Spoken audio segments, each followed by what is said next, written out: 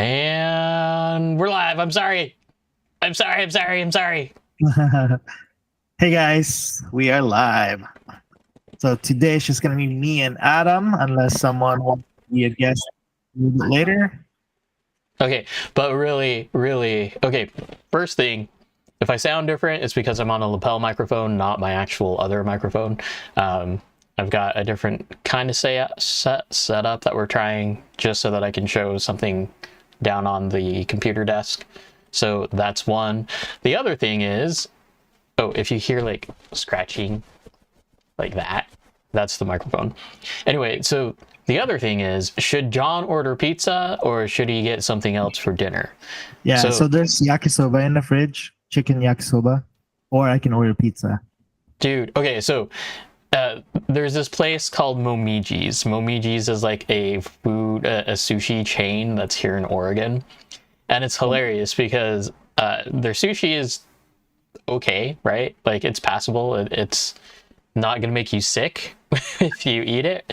But their like normal dishes is hilarious. Like if you buy the yakisoba there, man, they screw that up so bad. And it's like, how do you mess up yakisoba? It's easy. It's easy. So, okay, so I need to learn how to cook yakisoba apparently. Yeah, like it's so easy. Okay, so sorry guys. Should we do a cooking show next time, guys? Put in the comments. I mean, I'd have fun like that. Ooh, we can do like Chopped. John versus Adam. Who's gonna win? Me. I do everything deep fried or barbecued, so I don't cook.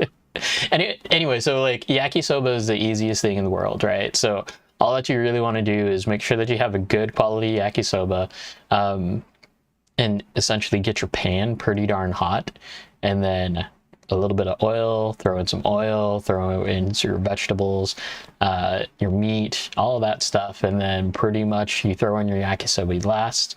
Hopefully your pan is big enough for all of this. And then you're just gonna add in some hoisin sauce at the end, a little bit, like if maybe a tablespoon, maybe 2 tablespoons, basically enough to cover your yakisoba noodles. Stir fry it for a few, just till it's covered. Take it off the heat, and then keep on going. Just eat it. That is the right way to do yakisoba. Whatever like their teriyaki sauce that they put on it is like whack, and it's the weirdest thing. Anyway. We'll have to try it next time. Yep.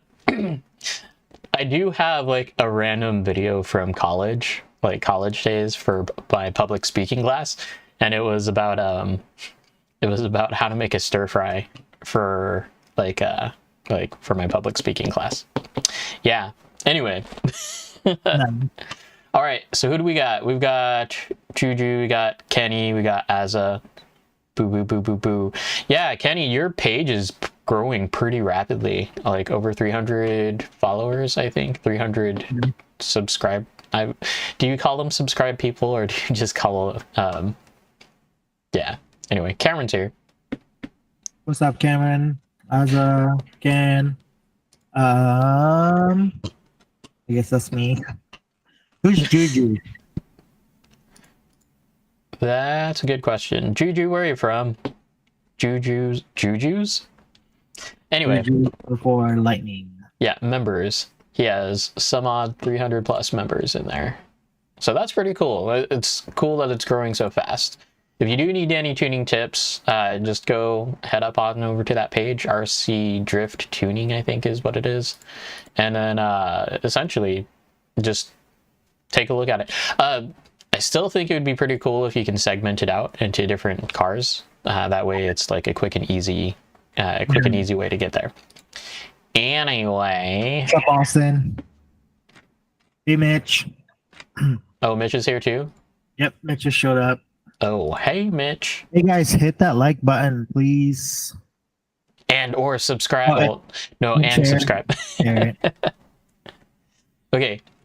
Hey, Mitch, you didn't show up today, which is fine because you're probably doing other things. But if you want to do a mini, we can talk about that. We just need to decide on what you want to do, right? I've got 2 base plates. I just don't have the top plate. So we can even start it beforehand too. I have one of the 3D printed top plates. We need the part that attaches to the servo as well, like the bulkhead. Oh, you need a bulkhead.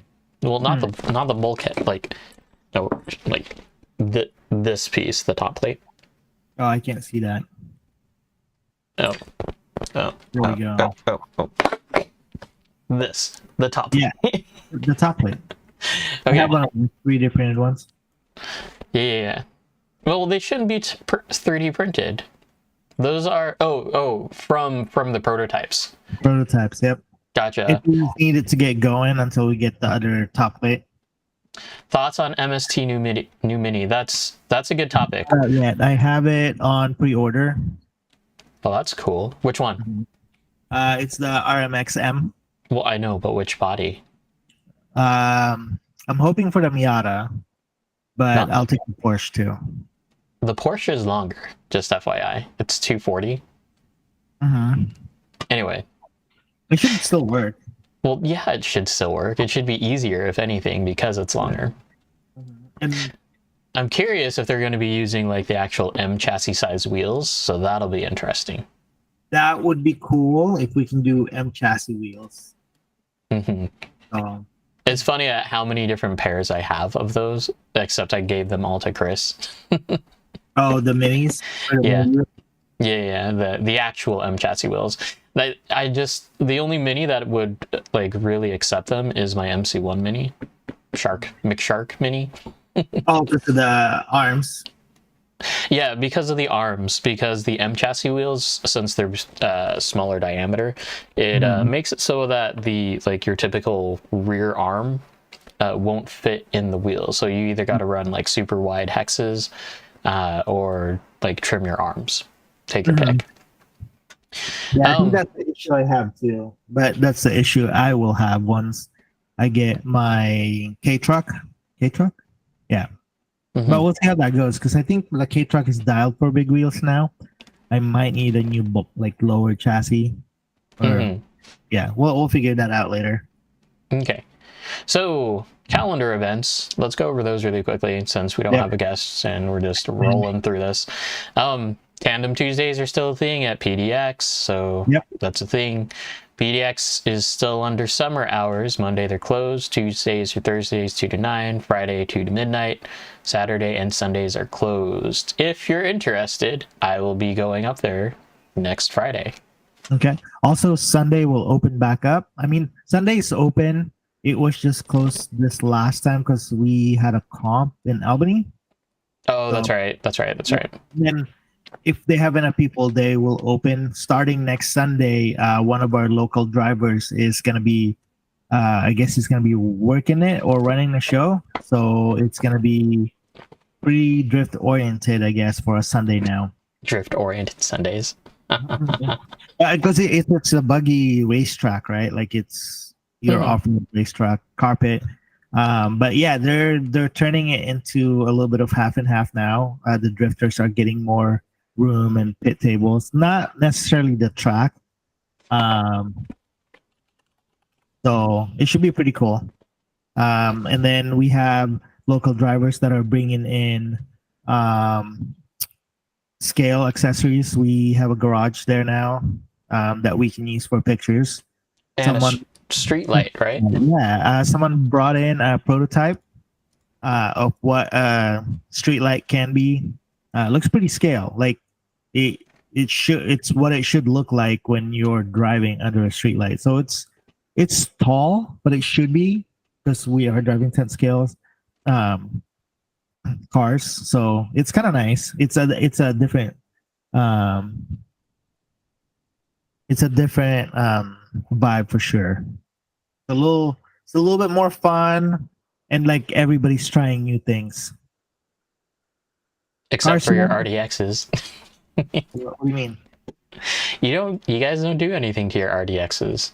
Why? They drive well. That's my point. Austin, I have it pre-ordered with HT. I think they're gonna bring in a couple. So as soon as they're available, we should get some there. Get what?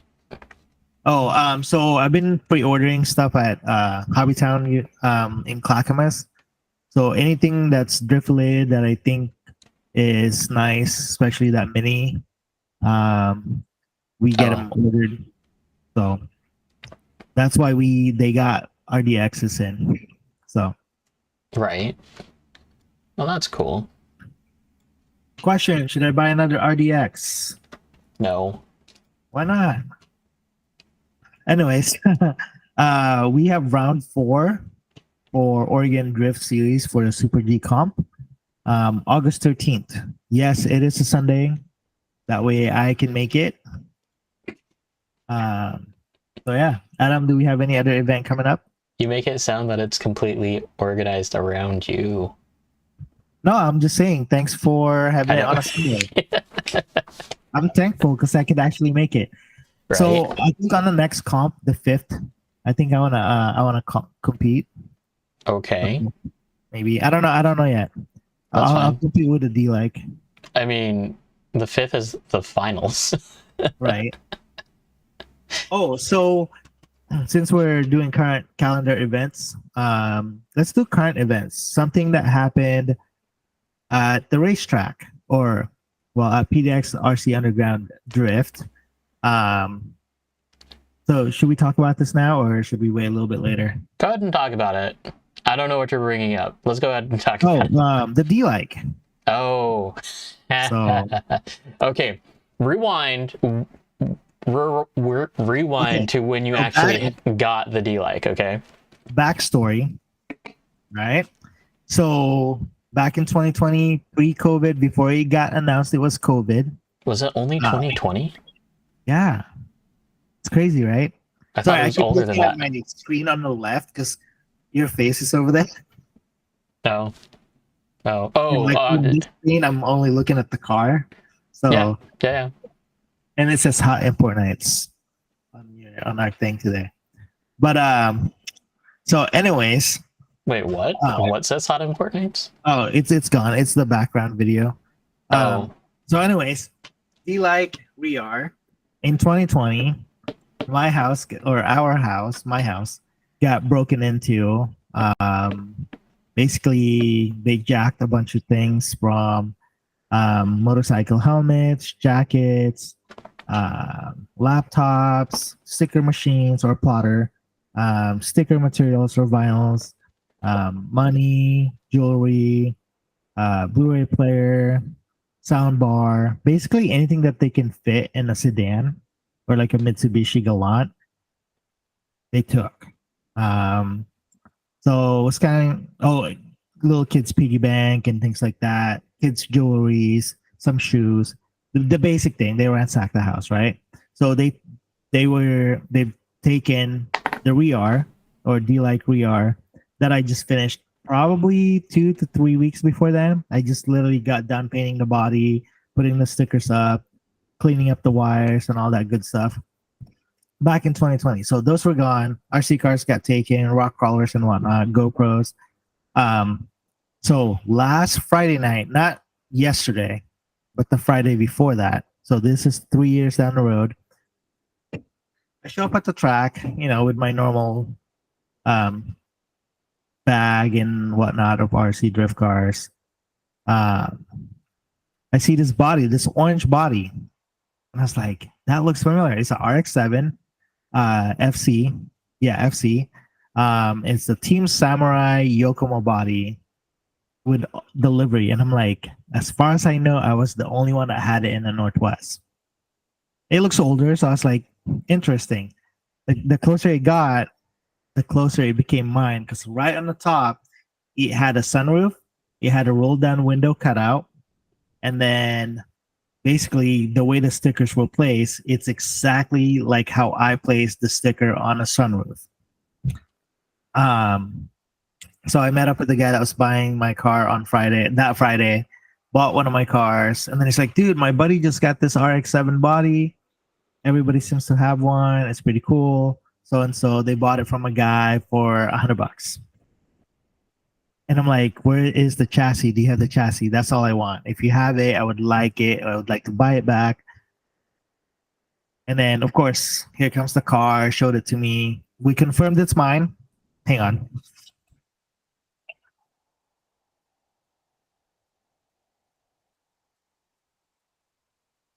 So this is how we figured out that it was mine.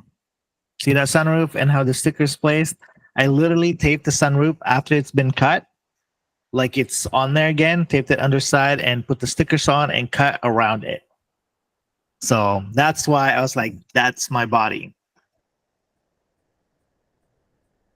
So after talking to the guy that had the body that bought it from the guy that sold it to me, he was like, dude, I will get you that chassis back because I'm not gonna do that to you. If it's your car, it's your car. I'm gonna give it back. I'm gonna do the right thing. So I left it at that. We shook hands, and now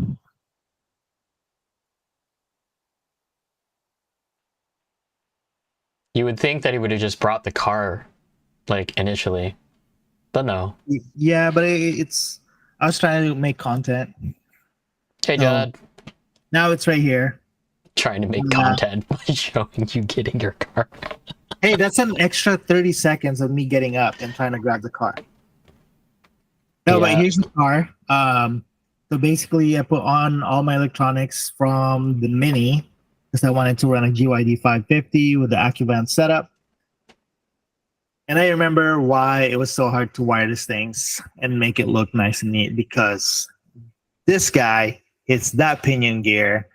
There's more gears on top if you run a D like we are. So, but yeah, I got it back. It's the guy gave it to me. And we talked about where he got it and whatnot. So it's back in my possession. I've driven it. It does need some tuning and a little bit of love. I did have to clean it up because the front end was taken apart because they were trying to clean it and get it ready for drifting. So yeah. So that's the news. That's how things happen. So I have it back after 3 years. And all the parts are there. Like I think the only thing that was missing or well that broke was they bent the magnetic body post that I had on there. Well, it was the cheap ones. But yeah. Oh, and no electronics, no radio, but I have the chassis and I'm happy. So if you want, I have the super long springs for heavy cars. Yes. Because yeah, I can't use them because none of my cars are heavy enough. Gotcha. Cool. Maybe if I just like load it up with a brick, then it'd be okay. It's pretty weird because I felt like I did a lot of stuff to the car to make it drive. And I undid all of that like within a couple hours that's of owning it. Basically, I redid the suspension, relaid it out like how it was out of the box, or well, after you built it. And then I'm using the factory springs again. And it seemed to work better at PDX. I don't know about outdoors yet. I haven't tried it out. But then we're also running, I feel like, better electronics nowadays as far as like servo gyro, Moto ESC is a little bit better or smoother. Mm-hmm. So I wouldn't say, like I'll say this, it's definitely not an RDX. Because you have to tune it. Well, yeah, but I didn't tune the RDX. I'm sorry. Plug and play and go. Sorry. I'm very. Yeah, what's up with you and the RDX? The RDX is like that's the go-to chassis for a lot of the local guys. I feel like I love it and I hate it because it inhibits tuning. creativity. Like 100%. It like even with all the things that are coming out for the RDX, it's like no, I'm not gonna do anything to my RDX because it drives good already. Mm-hmm. Like that's what you guys are saying. And sure enough, yeah, it drives fine, but it's like if the chassis is starting here, like here, why don't you make it go up here? Like why? Yeah, I mean, it's one of those. It's like it's either I get a second chassis, like a second RDX, and do all the things, or do all the things on the rear and get it close to John's looking for a sponsor. Yeah, I am always looking for a sponsor. Who's Juju? Who are you? Um, Yes, Mitch, I did get a new chair, so yeah, it's one of those he's got a chairs. sponsor. What's funny though is that I got it for like super good deal. I got it for 170 instead of like the 500 some odd dollars that they want for it brand new. So yeah, it's Justin We're getting discords. Oh, Justin. from. Oh, hey, what's up, dude? As soon as I saw Sugar, I'm like, oh yeah, I know who that guy, who that is. Dang, someone's building an RDX. Let's go, Austin. Is it gonna be battle ready for tomorrow, or are we waiting till Friday? No, because oh wait, no, it's Rev D servo and gyro on the way. So no, he's waiting. Anyway, What about Shark? I'm pretty bad. Like take apart the Shark. what about the shark? Oh, because he's got a yeah. Steal the electronics from the shark. Yeah, No, like I did with the mini Okay. Shark. So it's kind of funny because Judd's all like thinking about selling the shark, right? And it's an interesting thing because it's like from where it started to where it is now, it's kind of like one of those chassis where it's almost unattainable to sell, right? It's not like a fantasy where you can sell it for an absurd price and you just get it, right? It's more of oh Yeah, you bumped your camera. no, it's on the old camera, so it has a timer. Oh, gotcha. Which they don't know about because they can't see it because it's going to the other thing. Anyway, it will stay around, not worth selling, and that's exactly my point, right? Because it's like you have a donor chassis to begin with, which even if you start off with a YD2S, right? You're in at 280, another $380 for the conversion, so you're at 700. Then you're at another 400, 380. It's another $400 for like the final form, right? Mhm. Yeah, so $1,100 just for chassis, not including electronics, not including anything else. It literally is kind of Cameron saying just Judd snag a Galm.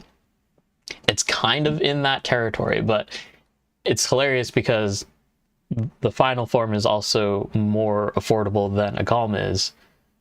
Anyway, it's a chassis that it's kind of like once you build it, you should keep it like no matter what, right? That's what I think, at least. Mhm. And not just a final form, like any version of the shark, which The Ragulon. like honestly, the first version of the shark without any other conversions for conversions did really, really well for me. Today I was testing out the Hydra deck and I got a standard non-flex Hydra deck, so we'll talk about that a little bit later. But other than that, yeah.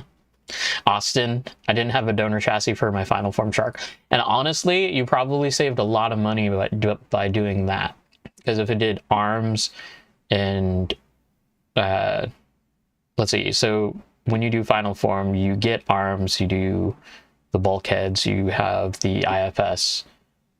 Pretty much the only thing that you would need for final form is the gears. And yeah, is the gears. Literally just the gears. Yeah. I'll trade a MRX GT for a Galm. I mean, that's a fair trade. I will say that. Mhm. I don't think I'm sold on the Galm. Like I drove Cameron's, like it drives, but it's not an RDX. So it's we. Is it weird that the RDX is like the standard? I mean, I think my cars drive better than an RDX. Yeah, but you don't count. Why don't I count? Anyway, It's just one of those. We just don't count you. okay, I see how it is. Gears, hinge pins, ball ends, and what on it. List goes on and on.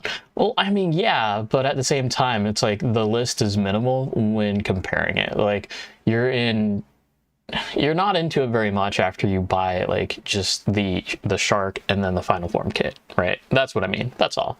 You're not buying another chassis just to steal from it, basically. The GOM is so much more butter than a D5. Yeah, 100%. That's not really saying a lot, to be honest. I mean, D5s are cool, and like Wait, Stephen, what? huh? What's cool? D5s are cool. Like, there's nothing wrong with them. It just takes a lot to be able to get to like from point A to point B, right? It's just a lot of things that you have to figure out for your own, unless you're like hanging out with a crowd, right? Stephen Platt, right? We had him on the show last week. All about the D5. He said his favorite chassis is a D4. Yeah. Honestly, okay, because there were two different versions of the D4. There was the OG one, which I had, and then there was the that was released with four-wheel drive and rear-wheel drive options. I got the rear-wheel drive, and then on the back side of it, they released a V2, which went to like a monoshock thing, and they totally screwed it up. So I remember that. like the original D4 only needed like upgraded knuckles or just a different brand name of knuckles to like fix it. Wait, And it was fine. Did I have a D4 the first time we went to the expo in Monroe?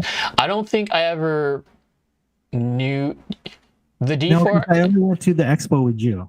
Yeah, I never knew you had a D4. Like And that was that's kind of like when magical. That's when I had the REAR still, and I won some sort of like trophy, like something best style or whatever that day. I don't know. It's been a while. That was a Kong day. Yeah, like it's back in the day when we would still go to Kong and whatnot. Isn't that funny? Back in the day. Dude, that's a long time ago. That's 2016. I know. Yeah. Jesus. I know. It's a long time ago. Wait, okay, so since I'm 40 now, I can start saying back in my day, right? Back in my day in 2016. I mean, I've been saying that for a while now in relationship to like counter steer cars. A long time ago. Yep, long time ago when we didn't have rear-wheel drive chassis. Okay, you guys. So let's we're gonna shift because all that we've talked about was calendar events and then a whole bunch of random other stuff, right? Yeah, there's some news. Like, finally, the D-Like is back in my possession. Yes. So Right. That's cool. Okay. So I mean, today's show is gonna be kind of roundabout. Like we're gonna do what we normally do. So if you do have anything that you want to share in chat, throw it up in chat, throw it up in just Discord, and then we'll try to make it work. We got a few things in Roast My Rigs, but they're just RDXs, so there's nothing to show anyway.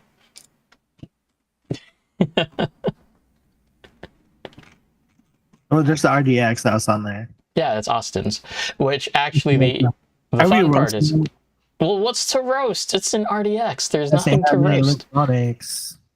Anyways, but he's getting a AccuVance Rad, AccuVance 10.5 Yeah, Fledge, Going on the RevD mullet. servo and gyro on the way. So the interesting thing is, does Austin have a 7PX or a 10PX? I don't remember. I think 10PX, right, Austin? Well, he's Futaba, right? He's Futaba, yeah. Did you remember the S-Bus adapter? Austin? I mean, he will eventually. He's got a 7PX. Yeah. Did you remember the S-Bus adapter? Because without the S-Bus adapter, then you're going to be relying on someone with a Tau 3 to be able to program. Judd is fixing the Shark right now. Lance gave me a lot of good advice, and I got a lot of the problems worked out. Cool. I'm curious if changing out the 45 ball ends, on the 45-degree ball ends on the Shark did a little bit of help. I don't know what changes Lance suggested. I just know that the way that Lance talks about it, like the moment and the way that the actual load to the hinge, to the actuation point, the fulcrum, is not being applied right. Like it's not direct. Yeah, he mentioned that the way they move, it's not centered. So I think that's another issue that I have on the D-like RER is the steering mechanism, the way it's assembled mechanically. It's just a slide rack, right? It's a slide rack, but it uses like a weird pivoting point. Like it's kind of like how the IFSs are. You realize that it has to, right? Well, yeah. Like for where the servo is versus where the steering rack is. No, I get that. I was just thinking if it was in. So the idea is there, but could it be better? Like I've been seeing a lot of people using like a brace for that little pivoting point. To make it, because right now if you're steering too hard on one way and it's binding, it's just making that pivoting point like move weird. So oh dang, we got a LTS in the Discord. Let me see if I can. Here, we'll do this. Oh, nice. Hey, oh, he just got this. Justin, What? didn't you get this like last week or something like that? I do want that Eurofighter body though. What's what? Well, it's not showing up. Hold on.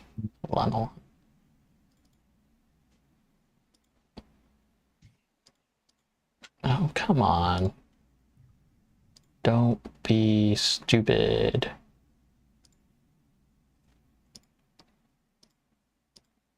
Okay, looks like we're adding a new one. What you're seeing on screen is a Yogi. We'll talk about it later.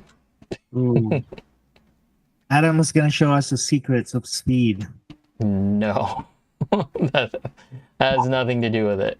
He said run rubber tires. Have you actually tried running rubber tires? Yeah. It's We all pretty have. it's pretty fun. Yeah, the car's just stupid fast. Okay, here we go. I mean, it's not just stupid fast, like as long as everything's equal, right? And then it kind of, and as long as it's outside, right? And it's kind of fun. Okay, so here we go. MRX for Yogi, that is a not fair deal. I'll trade you I'll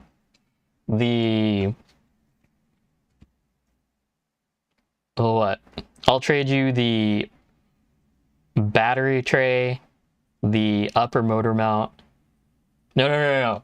It would be, I will trade you the chassis, just the carbon, for the for your MRX. Damn. That'd be more of a fair trade. Okay, LTS. If you haven't seen one of these drive, it's sick. Like, high weight shift is definitely a thing. Yeah. And Well, actually, that's kind of more along the lines of how my Yogi is driving right now. It's kind of funny. Well, because didn't you do the battery mod on your Yogi? No. So I never did the Yogi like the true way that it was meant to be, because essentially, the Yogi has a battery that the Yogi is supposed to be a high battery mount, right? Yeah. So we're gonna use a camera battery. Like the Yogi is supposed to be right here, and then the motor is still supposed to be low, right? That's the actual Yogi. Still belt driven, still all that fun stuff. This is my take on the Yogi. So yeah, for the people that have Yogis that did it right, congratulations, you did it right. I just wanted something different. And I still want to try the actual Yogi though. Like, it's it's a good concept because the way that I have it right now is probably no different, right? Because I have all the weight up top. But the interesting part from what the original Yogi design would do is that since the motor position is down here, the motor is going to be torquing in a different location than up here, like on top of the axle. So that would be curious to try. GYD 550, SPO3, AccuVance, Zarvis, XX 10.5 Fletch. Man, y'all are getting baller setups now. Yeah. Okay, so I do want to just talk about a few things that I've been doing lately in terms of like tuning. Like, what have you been tuning for, John? Or have you been tuning? I've been playing with the REAR. The biggest thing I've been trying to do is suspension movement, because since the suspension on the REAR on the back, yeah.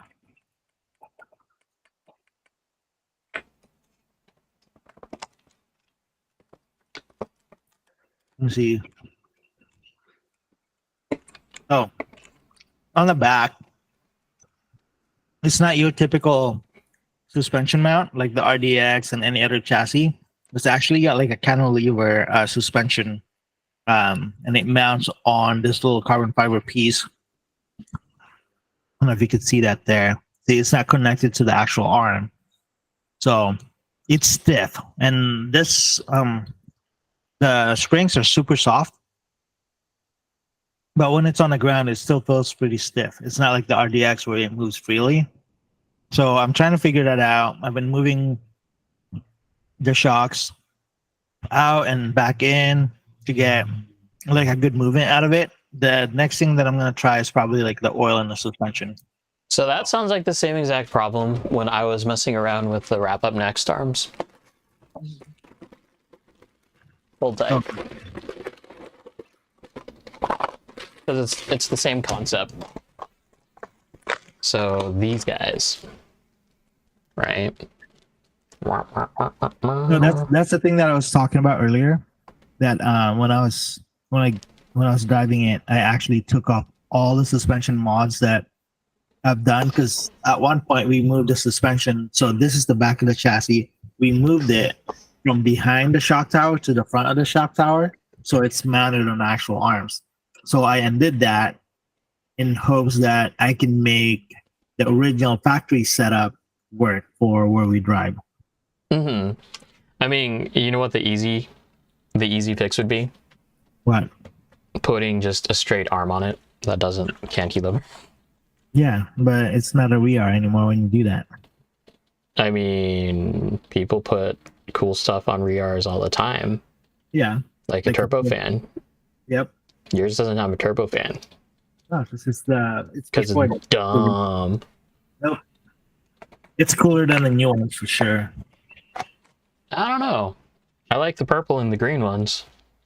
Yeah, that's easy though. It's nice and black with a silver chassis.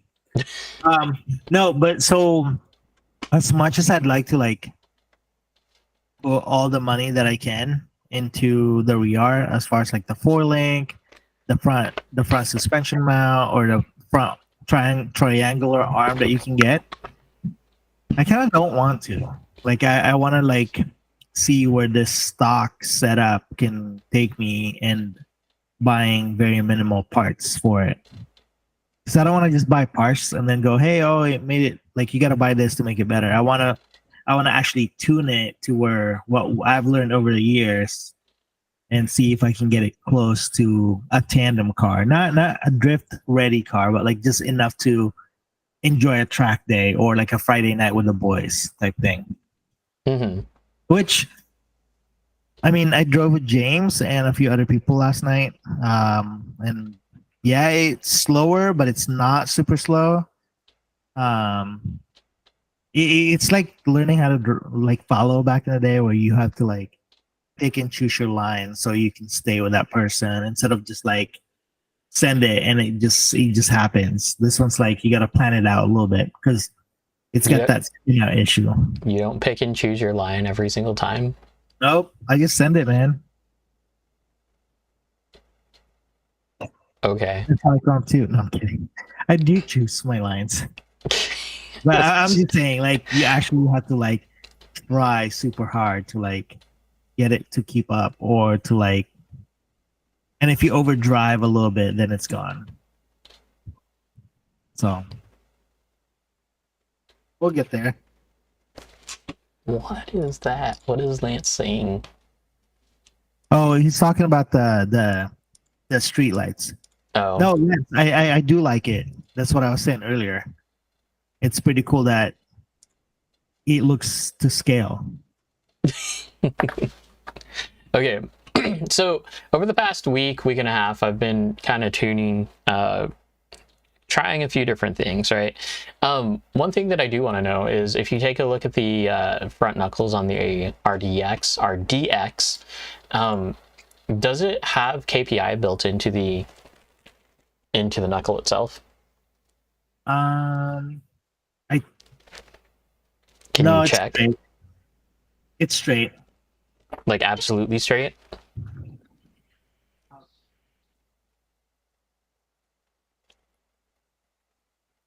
Okay, you guys in chat, who can get to it faster? Trying to take my time. Oh, it's straight. No KPI. Hmm. So, oh, dang it. I Yeah. can't see what I'm doing.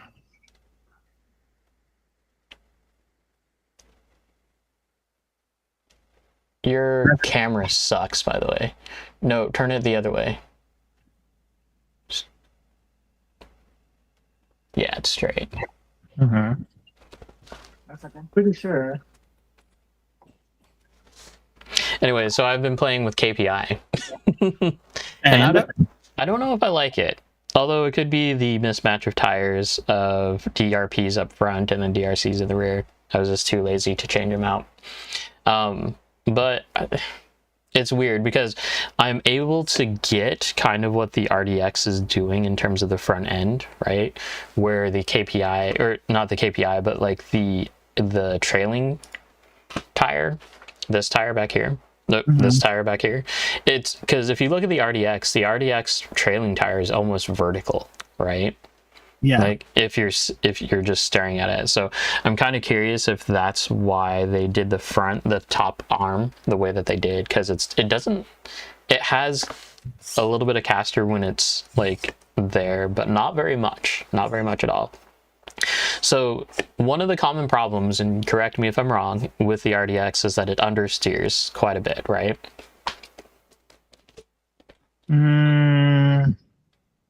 Like if you're not throwing it into a corner and if you don't have any speed, it's just a sled, just like all of our chassis. But yes and no. Suspension tuning helps with that. right, Yeah. right.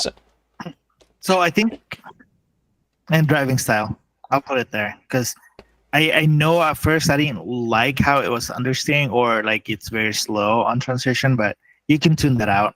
I think. See, when I drove it, it wasn't slow on transition. It was really, really aggressive, which is what I liked about it. And this was before the ball diff that got put in it. This was completely stock. So it had great forward momentum. It had a good transition. It's still very front grip heavy, which is why I liked it. Just remember, I was driving it before you did. But all of these weird things I was like, I saw in the chassis. I'm like, I've tried that before, but it didn't work for me. And I kind of get where they went with it this time around, because most of the weight right now on the RDX is up here. The last time that I did it, I didn't have any sort of weight up there, because the last time I did it, it was the we're going back to a DP Yokomo DP land, like when I was running that. So this time I've been playing with a little bit of KPI, and KPI is short for kingpin inclination. And essentially what I've been doing is basically what I have right now is that my leading tire it's not at 0, it's at like 3 degrees, something like that. So pretty close to like what the RDX is. And then what it is the KPI adjustment on the rear is actually making my it's canceling out the caster. So my trailing tire is almost vertical, just like an RDX is. And the same thing happens, right? So I'm still getting a good transition, a good snappy transition, just because I've lowered the front end enough to where it's kind of riding kind of reverse raked, I guess you could say. So I'm still getting good movement through the chassis. It doesn't seem as direct as just complete inline knuckles though. So I think I'm going to go back to that because I like the other way better. Okay. Oh, you know what? You know what? KPI adjustments is on the Shark. Hold on. Okay. No. Oh no.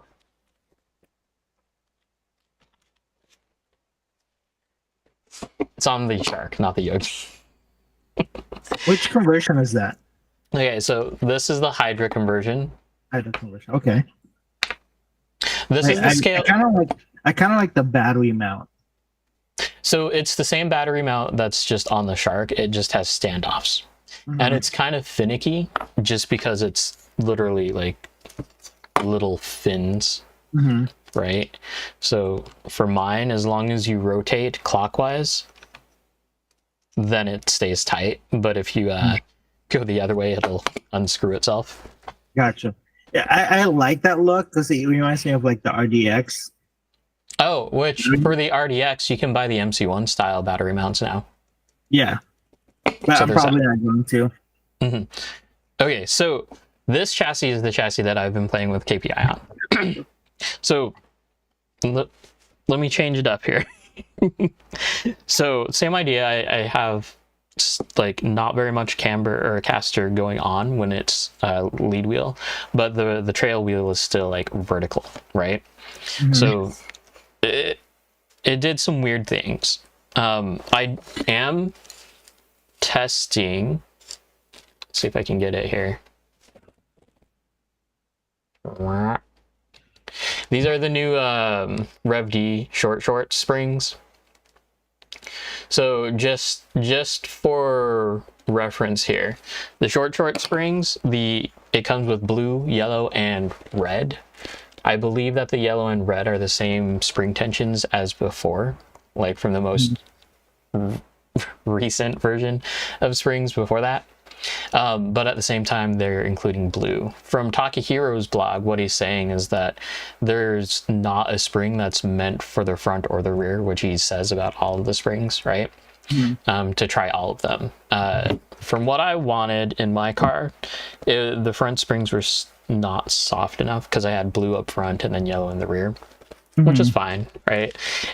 It just floated a little bit out to the out far the corner for me, so I went back to the 006s on the front, and then yeah, you saw, so the blue on the rear. So that's kind of what I like today. It had a nice snappy transition. It sat well in the corner, but yeah. The yellow springs and the red springs are just too stiff for what it is. I was making the comment last week over to Jake about how we're like the springs are just getting stiffer and stiffer again.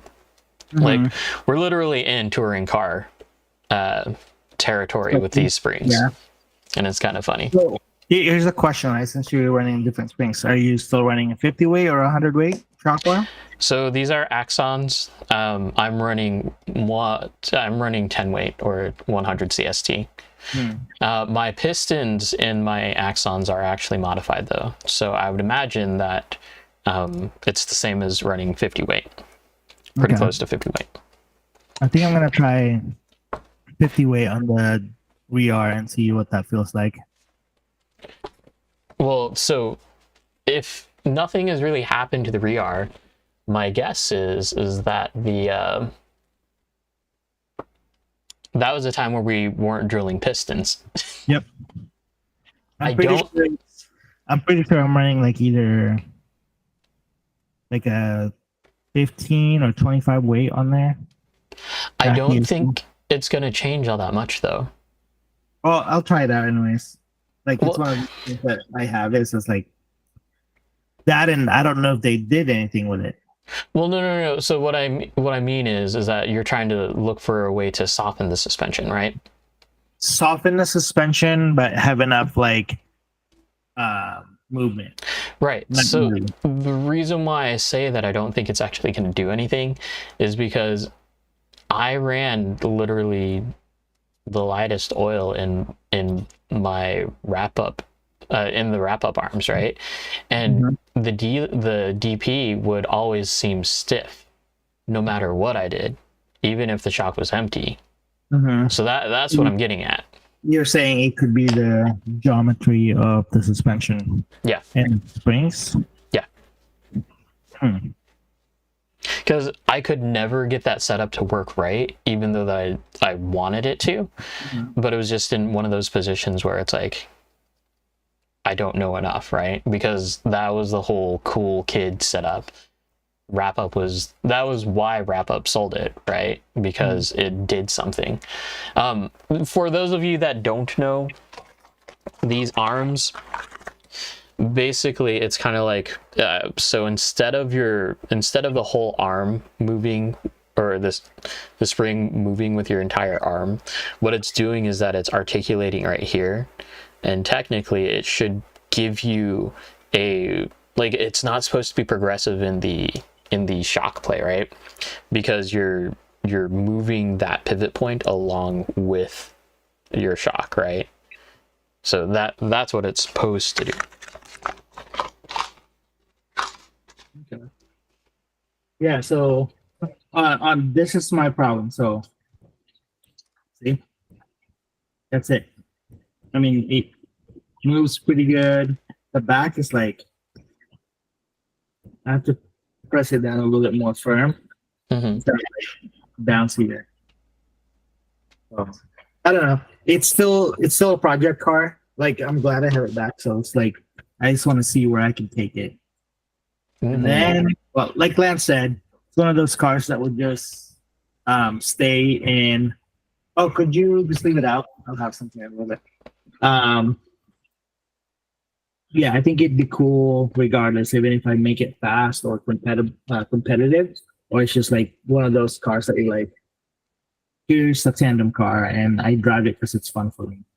Like, Well, I mean, we've seen fast RERs, but the time that that they're fast, they've got like full on, more like a full size stick battery on the back of it. so I don't know. We'll see how it goes. Your camera's pointing down, by the way. Yeah, I know. But I am about to go get food. Okay. All right, So- camera's gonna be off, but I'll keep talking so I can go get food. Lame. John's eaten on camera before. Okay, so No, I still need to microwave it. So Anyway, okay, so last week with Steven on the chat, one of his guys was actually wanting to see a little bit more about the Yogi, so that's what we're going to do today. So here what we have is a Yogi chassis, and for those of you that don't know, it's essentially mainly it's just a chassis plate, right? And essentially if you go to the Razor Performance Store, this chassis is going to run you, I think, around $300 shipped, plus or minus a bit. But yeah, $300 is just for the bottom chassis and the rear shock tower, because it does come with that full shock tower. It also comes with a battery tray, which I'm not actually using in this. It's in the Wrap Up Mini that I have, because I'm using it as a high battery mount. But yeah. So those three items it's going to run you around 300, 315, I think, somewhere around there. And then it's a YD2 front end. Basically, the DDSS from Rhino is what everyone's going to be putting on these. And then it's typically it's going to be your stock just belt drive system on the Galm.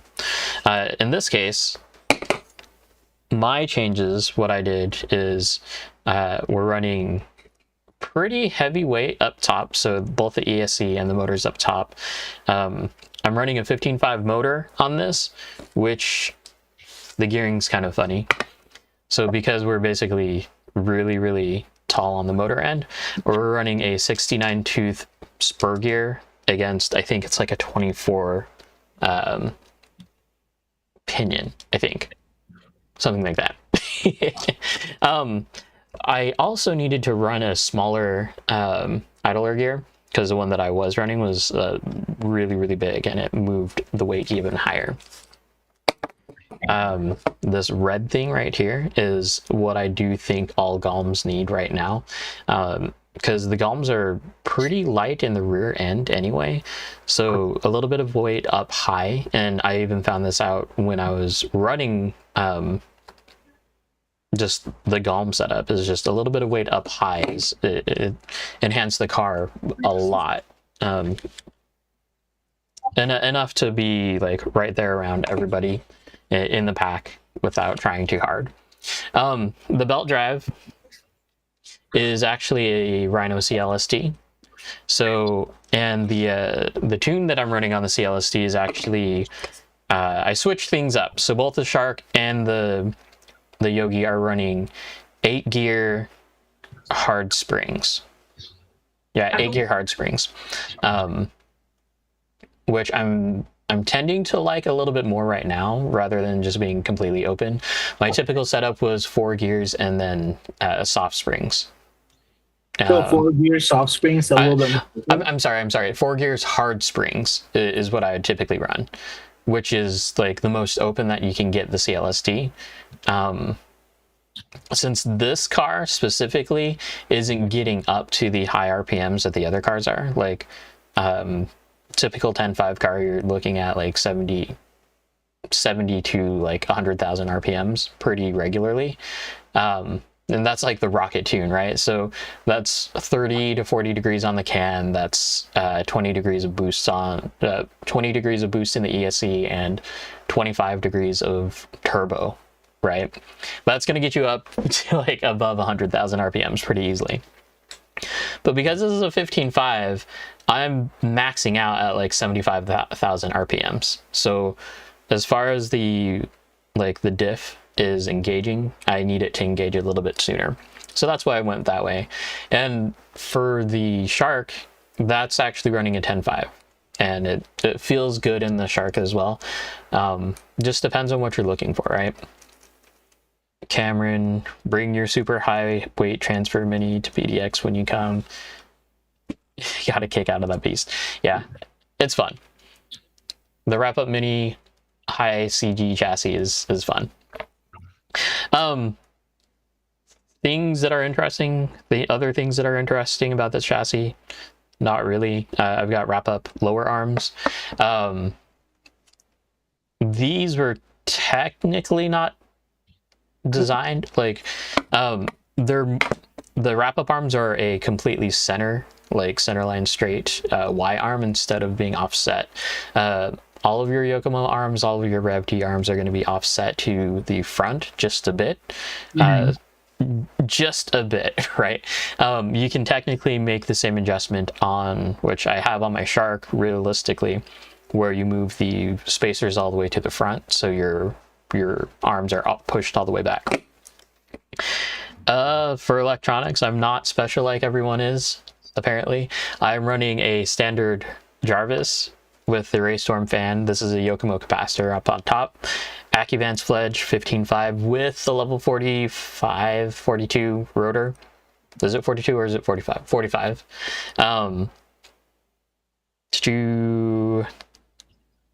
R334 receiver and a GYD 550 gyro. Oh, for springs, on this one, I'm actually running the stock Yokomo springs that came off the MD1 on the rear. And again, oh, these are different. No, they're not. No, they're not. These are the RevD R006F springs, the bouncy ones. I don't understand how you remember those numbers. I don't. Well, I mean, I guess it comes from like telling everybody like what part number it is. I think that's the only part number that I can remember though, because that like it's easier to just look at it. Or just look up part numbers, right? I don't know. Oh. For anyone that has a GOM, I did this cool little battery mod where it's like kind of replicating the fancy $180 battery mount. It's not with magnets, but it's a cool little swing arm. And essentially what you do is you just grab, I did it with a with an O-ring that came from one of the keys on my keyboard that I did the O-ring mod to, and then just a screw that's kind of like the same diameter as that little stud there, and then just Dremel, can't even see it. Yeah, you can. Just Dremel that little wedge out, and So that way, you made the RDX battery mount. yes. But yeah. So, because what they want so much money for the like all aluminum one, and it's crazy. Like anything GOM related is so stupidly overpriced. That's why I don't have one. Like, okay, so like the new basically they have a new front end for the GOM, right? So you have to buy the bulkhead, you have to buy, well, and if you buy the bulkhead, you might as well buy the new swing arms steering, right? And it's all really, really cool. It's just all expensive. But hopefully it comes up with newer geometry, because the biggest problem that the original GOM has is that it has the problem isn't the caster. It has a ton of caster, but the problem is that it's limited on steering. So like if you're looking at the camera, and it actually doesn't look like it has a lot right now, but that's kind of like the stock GOM of where it's at. Whereas if you do this mod, then we have like stupid shark steering, right? Yeah. Literally like stupid shark steering. Oh. Also, if you are building a mini, those front arms that Adam is mentioning could be crucial to your mini build. Actually. I was actually testing that today as well too. Oh, your mini? Yep. So if you're curious, the Yokomo radio bag makes a perfect bag carrier or a car carrier for a mini. If you have a Miata. No, I've been taking my body off. Oh. Mainly because when it's in the bag, it does fit barely, but when it's in the bag, it messes up the bumper from like just being pushed on everything. For those of you who don't know, this is a MC1. We're calling it the McShark because it has the DDS front end and it's a MD1 rear end.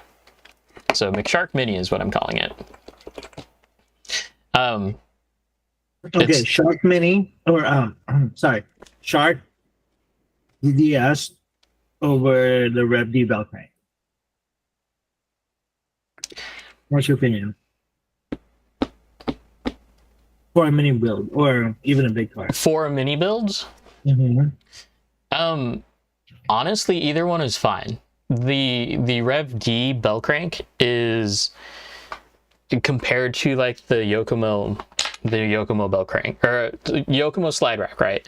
So their slide rack is going to be like, we'll say it's just this wide for whatever reason, but the Rev D bell crank that looks like a slide rack is like way narrower. So as far as your turnbuckles that you're going to use to be able to make your toe right, it's a lot easier to get those links with the Rev D bell crank. It's really, really simple to get with the DDSS just because of the direct links. It's going to be inherently longer links to begin with, right? So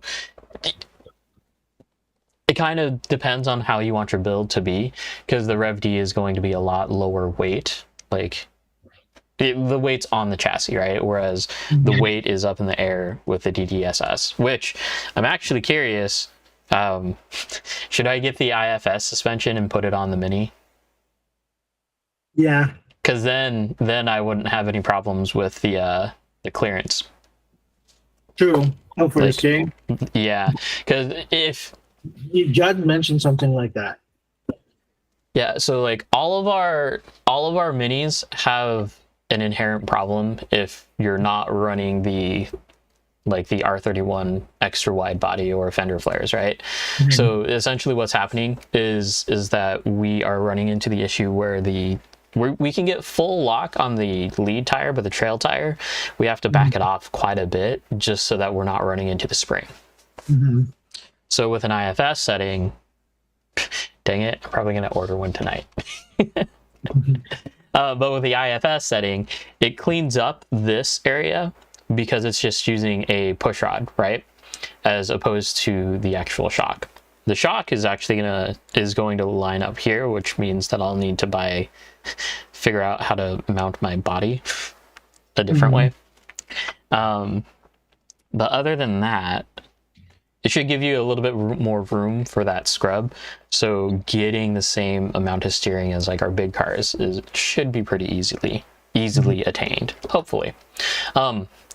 Just like my other cars, I am actually running an additional weight up here, and it's 30 grams, just to help it swing and get into the corner a little bit better. This has all the cool kid tricks. It's got active tow, all that stuff. Is it fast? It's okay. Does have a CLSD in it. I don't know. I'm kind of underwhelmed now because like I put this track. Well, it's not the fact that it's like everything. It's like I put it on the track and it just drives, right? Like it's kind of in RDX territory, like where I don't want to do too much to it, but I still want to mess around with it. I did that with the Mini for like 4 weeks in a row. I kept changing it. Right.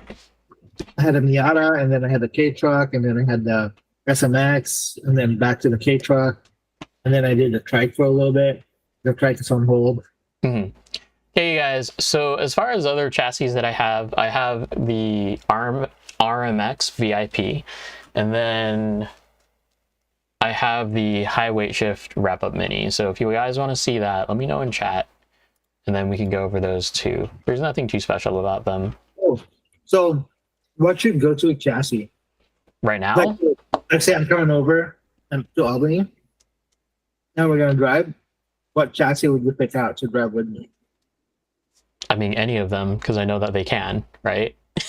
Well, but then, like given, right? But like, which one should like go to? Like, oh, I'm gonna drive this one. This is the car.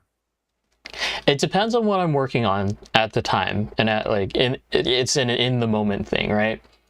Because at the competition, I brought my wrap up Mini, the high CG Mini, and that's what was like just trucking along with you guys, like after the comp, right? And then I also had, I think it was my Yogi that I was driving. So as far as cars that I was working on at the time, it was the Yogi. It was the Shark kind of sat still, like stagnant for a while, to be honest. And then the wrap up Mini. That's what was in the bag. Brian Fellers. Hi, Brian. Hey, Brian, are you looking for RTR or the kit? Yeah, that's actually a really important question because RTRs are, I believe, in stock. Yep. As far as like everything else goes, like nothing else is coming back in stock. And it's kind of lame, to be honest. Yeah.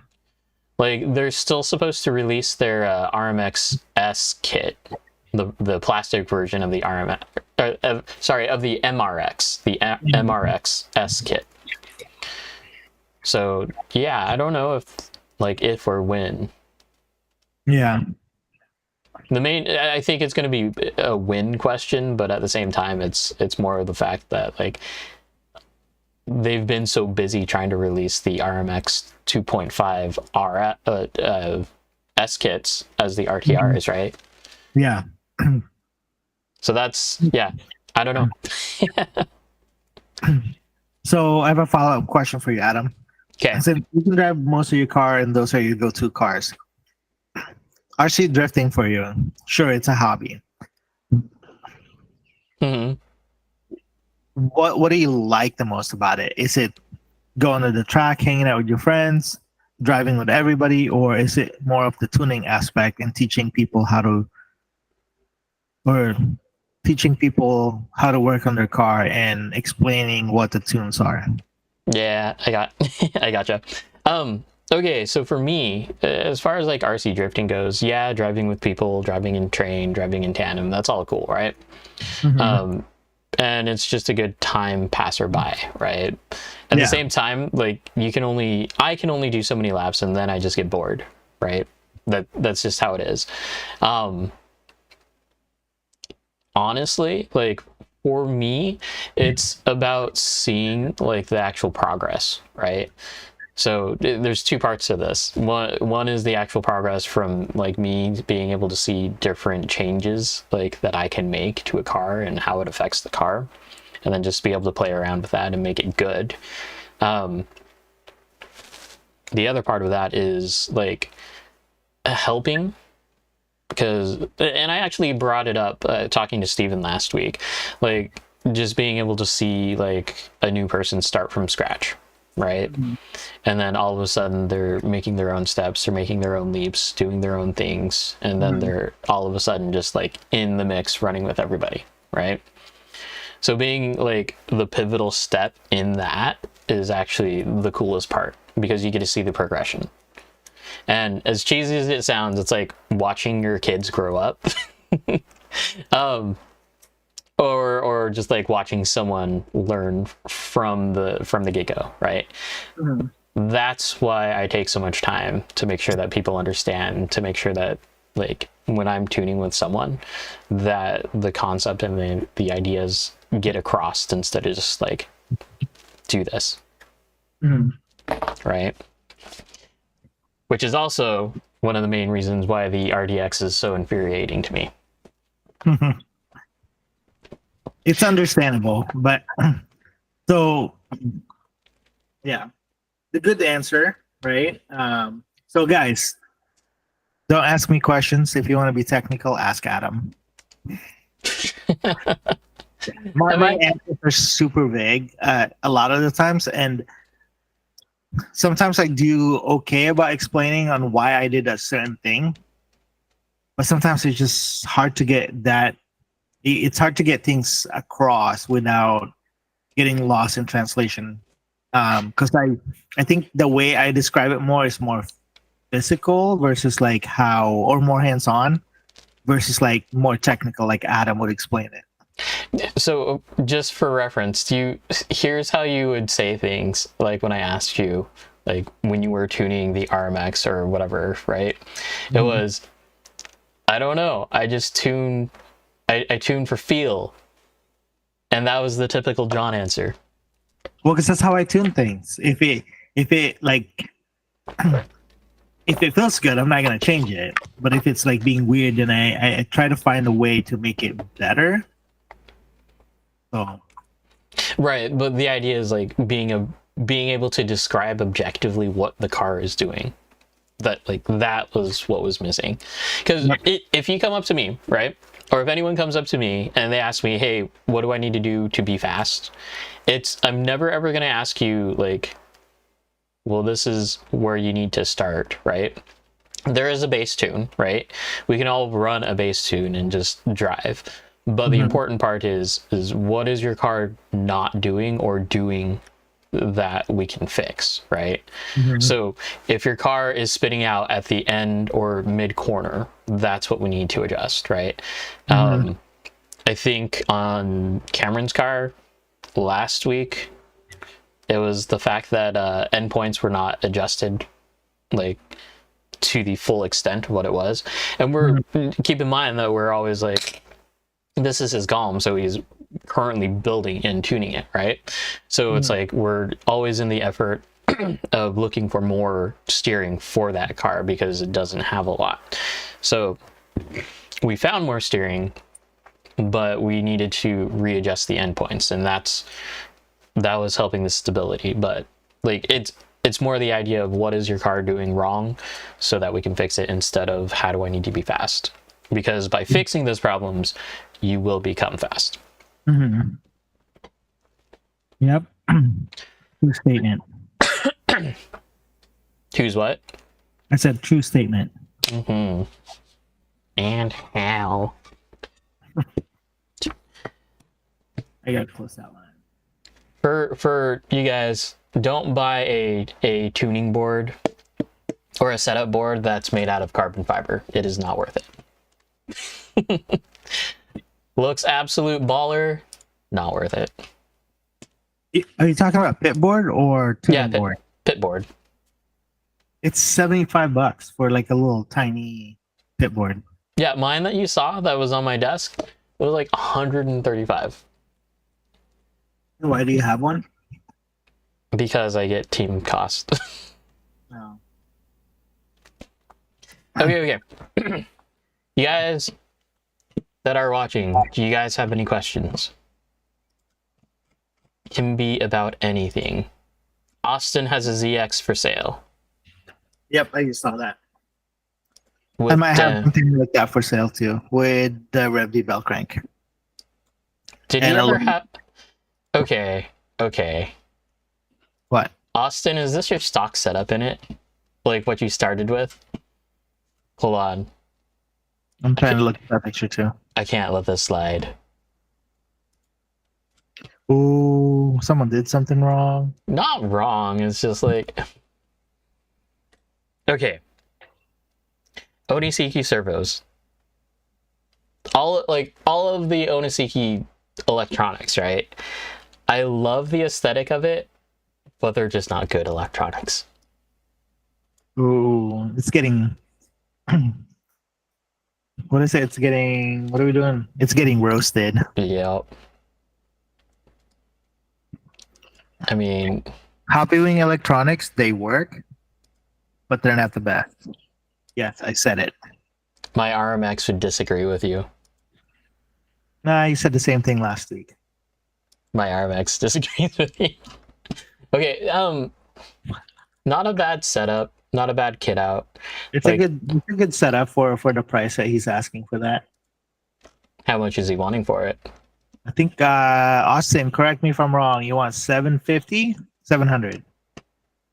That's not bad. Mm-hmm. Because the chassis brand new is... Hey, and we have the same pit board or the pit mat thingy. Isn't that a cutting mat? Yeah, that's what I use for a pit board, cutting mat, all of it. Well, it's in on my desk. Like, so when I'm doing stickers, that's what I use, and then when I'm working on, like when I was putting back the rear back together, that's what I had underneath the rear. It does get cleaned, so Self-healing pit mats are the godsend. Like, yeah. because it's like a soft enough surface where it doesn't just like clink on everything, or like if you drop Mhm. something, it's a soft drop. Exactly. If you cut into it, it doesn't really matter because it's self-healing. Those servos are 100 times better than the Yokomo. So the funny thing is that Judge is saying this, but at the same time, I never had a problem with the purple SPO3 that he sold. Yeah. Yeah, like So this is okay. I'll say this, right? So we all have our preferred servos, and I think like people like the RevD servo. I still have yet to like actually like one and work with one. you drove James' car, right? Yeah, but like sure I could drive it, but it's not my car. It's not my tune. It's not. You know what I mean? Like with the SPO, what is it? SPO2 V3 or V2? SPO2 V2, SPO3 V3, or whichever No. Yokomo.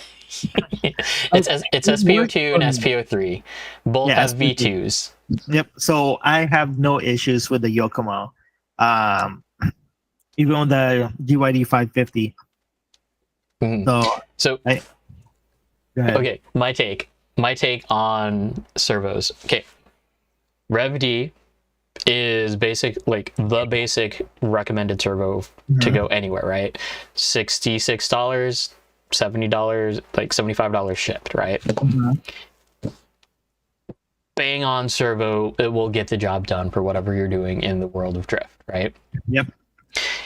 It goes from completely beginning drivers all the way up to advanced drivers. If you know how to tune the servo, then it works for you a little bit better. It is a slow servo. That's kind of like the end all be all of it. It's just a slow servo. Mhm.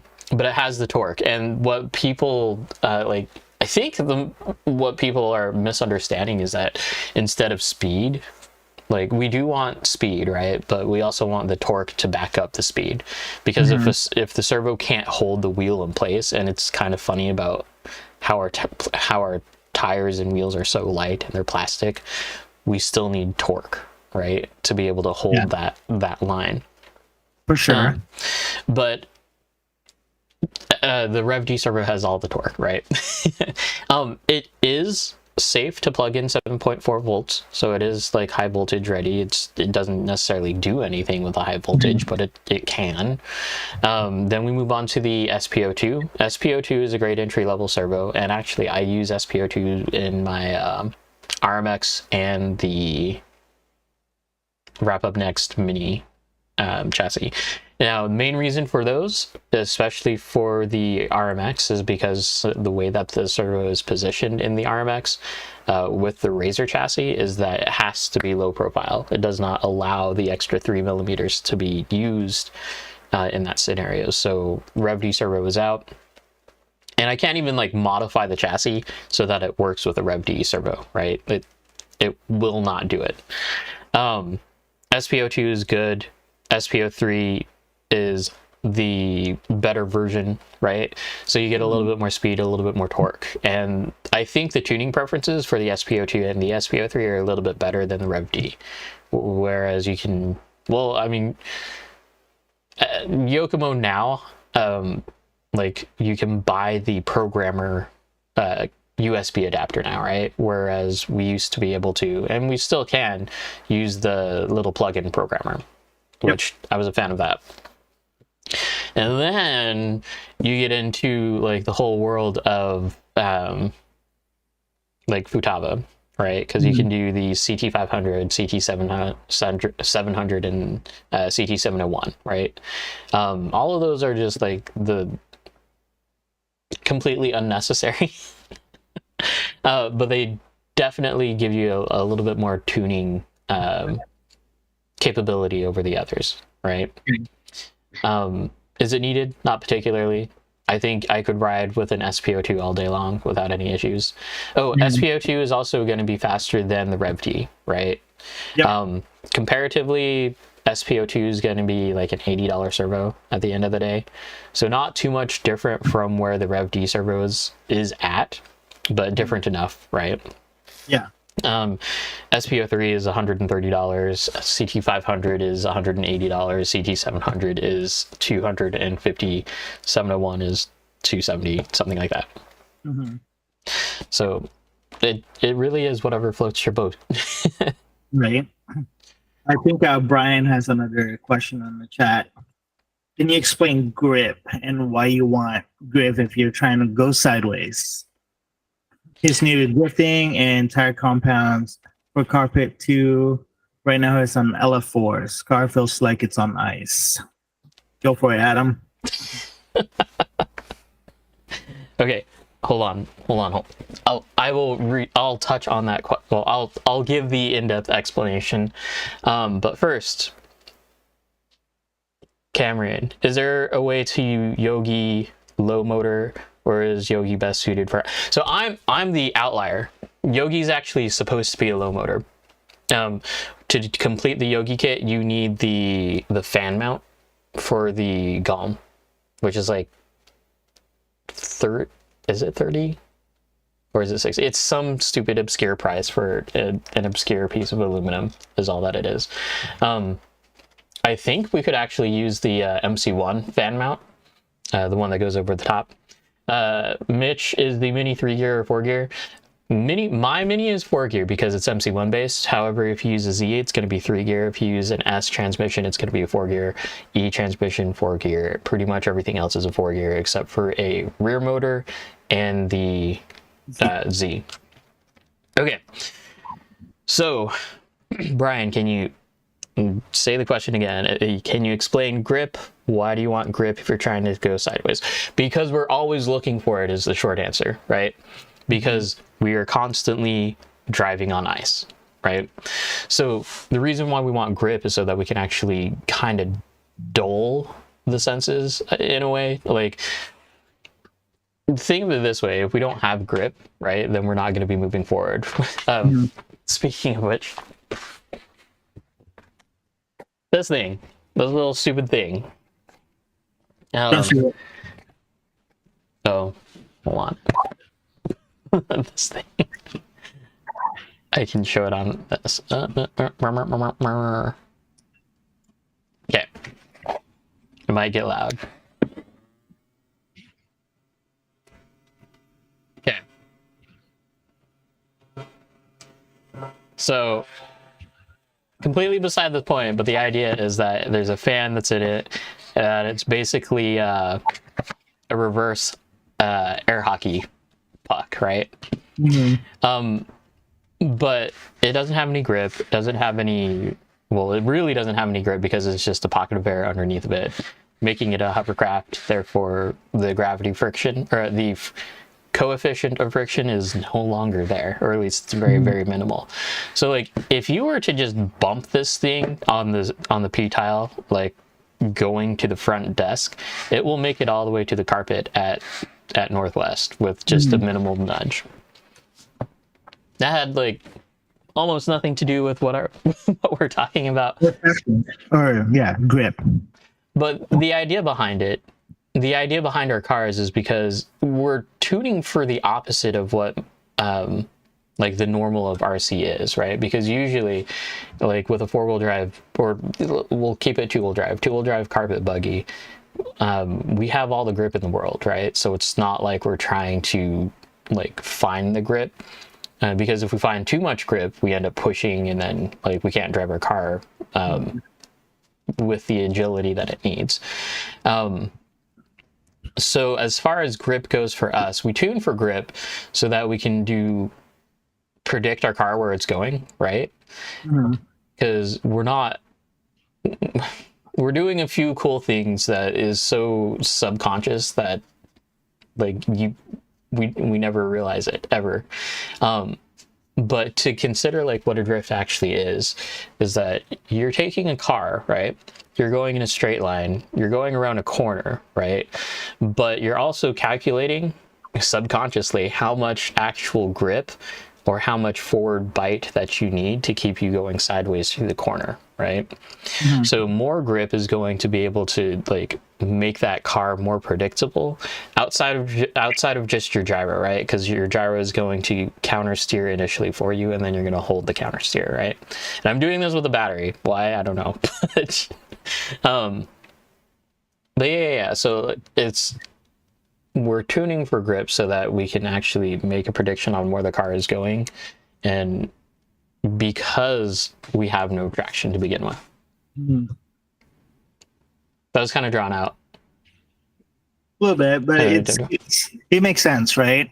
And if you actually like watch some of the videos that the drift videos that you'll see, the most popular ones like Adam LZ when he was starting out, he still had a 240. To get less grip on a lower power car, you want to air it up a little bit more, so it doesn't grip up as much. And then if you're drifting in the rain, you want to lower, or sorry, not in the rain, but like just drifting with almost bald tire, you actually want to air down a little bit to get more grip. Basically, it's a balance of grip and slip to get you that cool sideways with speed drifting look. That makes sense. So the way we're tuning for cars now is we have the balance of gripping up to where you also want to slide and be able to slide across the corner or the whole corner. And the grip helps you, ideally, when you let off throttle, it grips up a little bit, or when you hit brake, the rear actually stops you from banging into the car in front of you. And it controls your tandem speed too. So that's how I tune. It's a balance. So it can't be too grippy. It can't be too slick. It just has to be the right combination of everything. Yep. And that was actually one of the problems that I was running into with the Shark today. I was knowing that I was running a pretty wide stance for the rear, like almost, I think I'm 2 holes in from the outside, and then all the way out on the bottom. And that setup was literally too much forward bite. As in, like, trying to keep it sideways, I'm higher in the RPMs just because I need more wheel speed to try to keep it sideways, or else it would just straighten out too fast. And just like anything else, Brian, tires are 90% of the game. Like, Yeah. If you don't have a spec tire, then run whatever tire gets you the desired drifting effect. And there's, I guess we can talk about balance in 2 different ways too, because there's like the balance of speed, right? Going with a tandem to someone else. And then there's also balance of like front to rear grip bias, right? So that's why we run same tires on all 4 corners for the most part. Remember the time when, or the days where like all the Afro boys were running rubber tires up front? Yep. Yeah, those days. Yeah. Hopefully that answers your question in a semi understandable way. LF4s are great tires. I would run them pretty much wherever. Let's see, and tire compounds for carpet too. Are you on carpet? That's the real question. Because if you are on carpet, you want actually a harder tire that makes you feel more like ice. But the reason why you want a harder tire is because, like, when you get too high in the RPMs on carpet, you'll heat up. Your wheels will heat up, and like if they're too soft, they'll actually glaze and melt the carpet, and you'll be picking carpet like little trails out of your tires, and that's never fun.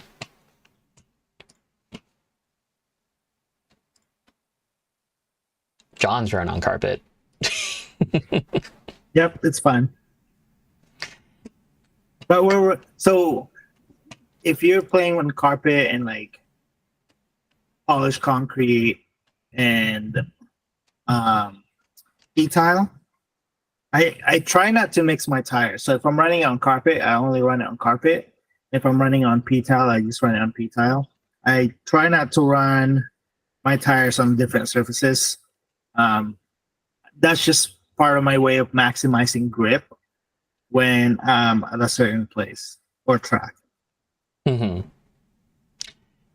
If you're on p-tile, don't run your tires outside. Please don't. Cause the stupid Super G picture is absolutely like aggravating for someone to go in and do that. And that wasn't just running like tire. That wasn't, I don't know what it was, right? But it was like scarring the p-tile completely. Okay. Ryan Bailing. What differentials do you guys run? It depends on the car, and it depends on the availability of what we can put in the car. Yep. There's a talk of spools. This one is a ball diff. There's also a gear diff, and then now the CLSD that I run on the RDX. So a lot of people like gear diff because it's pretty simple. It comes with the car. The RDX comes with a spool. But I like running a CLSD on my RDX or ball diff. I feel like it's more reactive. Now the gear diff, I need to do more research. One of the other guys is trying it on his RDX, see if how he likes it. I felt like the differential gives you or helps with traction when you need it. I prefer having like some sort of like open diff or like like an actual differential over like a spool. And it depends on the car really, because like the RDX is already like a banging good chassis, like right out of the box, right? So essentially the chassis is very aggressive right out of the box. Same with the GALM. The GALM with the spool diff, like it's there, like the aggression is there, the drivability is there. And then the instant that you put like a diff in it, it does change the dynamic of the car because you're not driving both wheels equally through a corner, which is also funny because you would think that because we're driving with so low friction that the diff isn't actually doing all that much, which some would say that gear diff is greater than ball diff, in the idea that gear diff will never slip, whereas the ball diff, if you have it set too loose, could risk the potential of slipping. And if it's slipping, then that's going to potentially ruin your ball diff. My reason for switching over to a ball diff when I did is because I didn't want the mess. Something about the Yokomo diffs, I could never build it right to where it would always basically explode and be absolutely gross to clean up on the inside of the transmission case. That is very true. But with the ball diff, none of that. Now I wonder if I'll have to play with it. Now, there is an aspect, like the whole non-slip aspect of the gear diff is actually appealing because you can go technically more open than a ball diff can, if that makes sense. Yeah.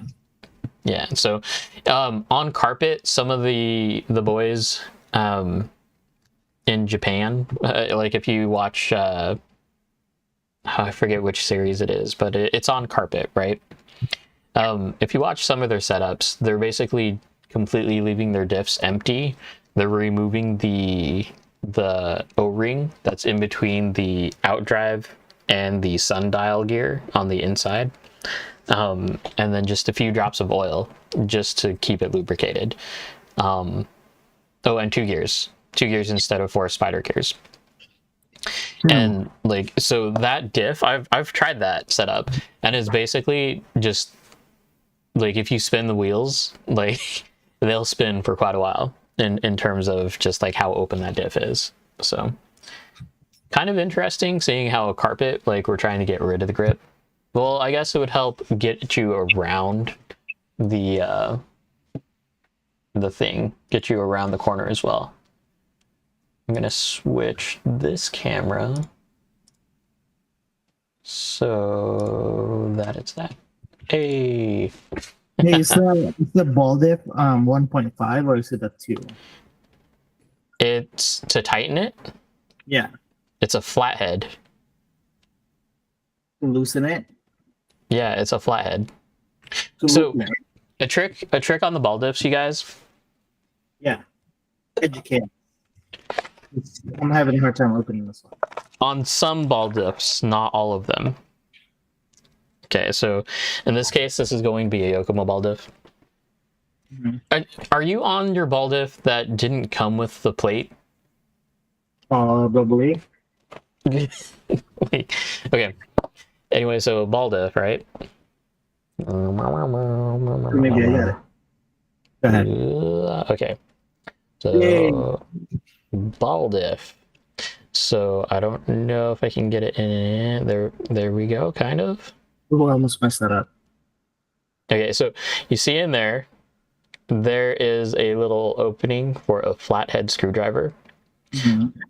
So like if you have the diff outside, you can tighten it with a flathead screwdriver.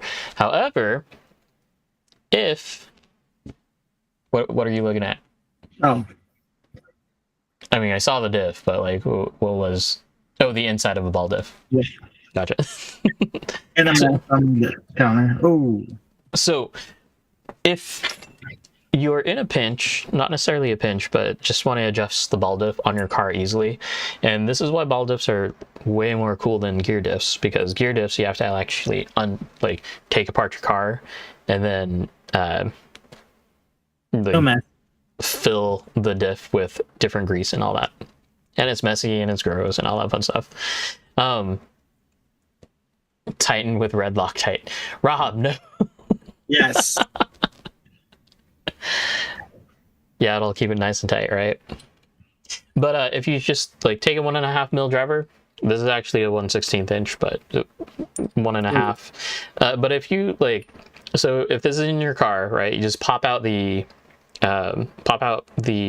camber link in the outdrive of that side of the of the ball diff.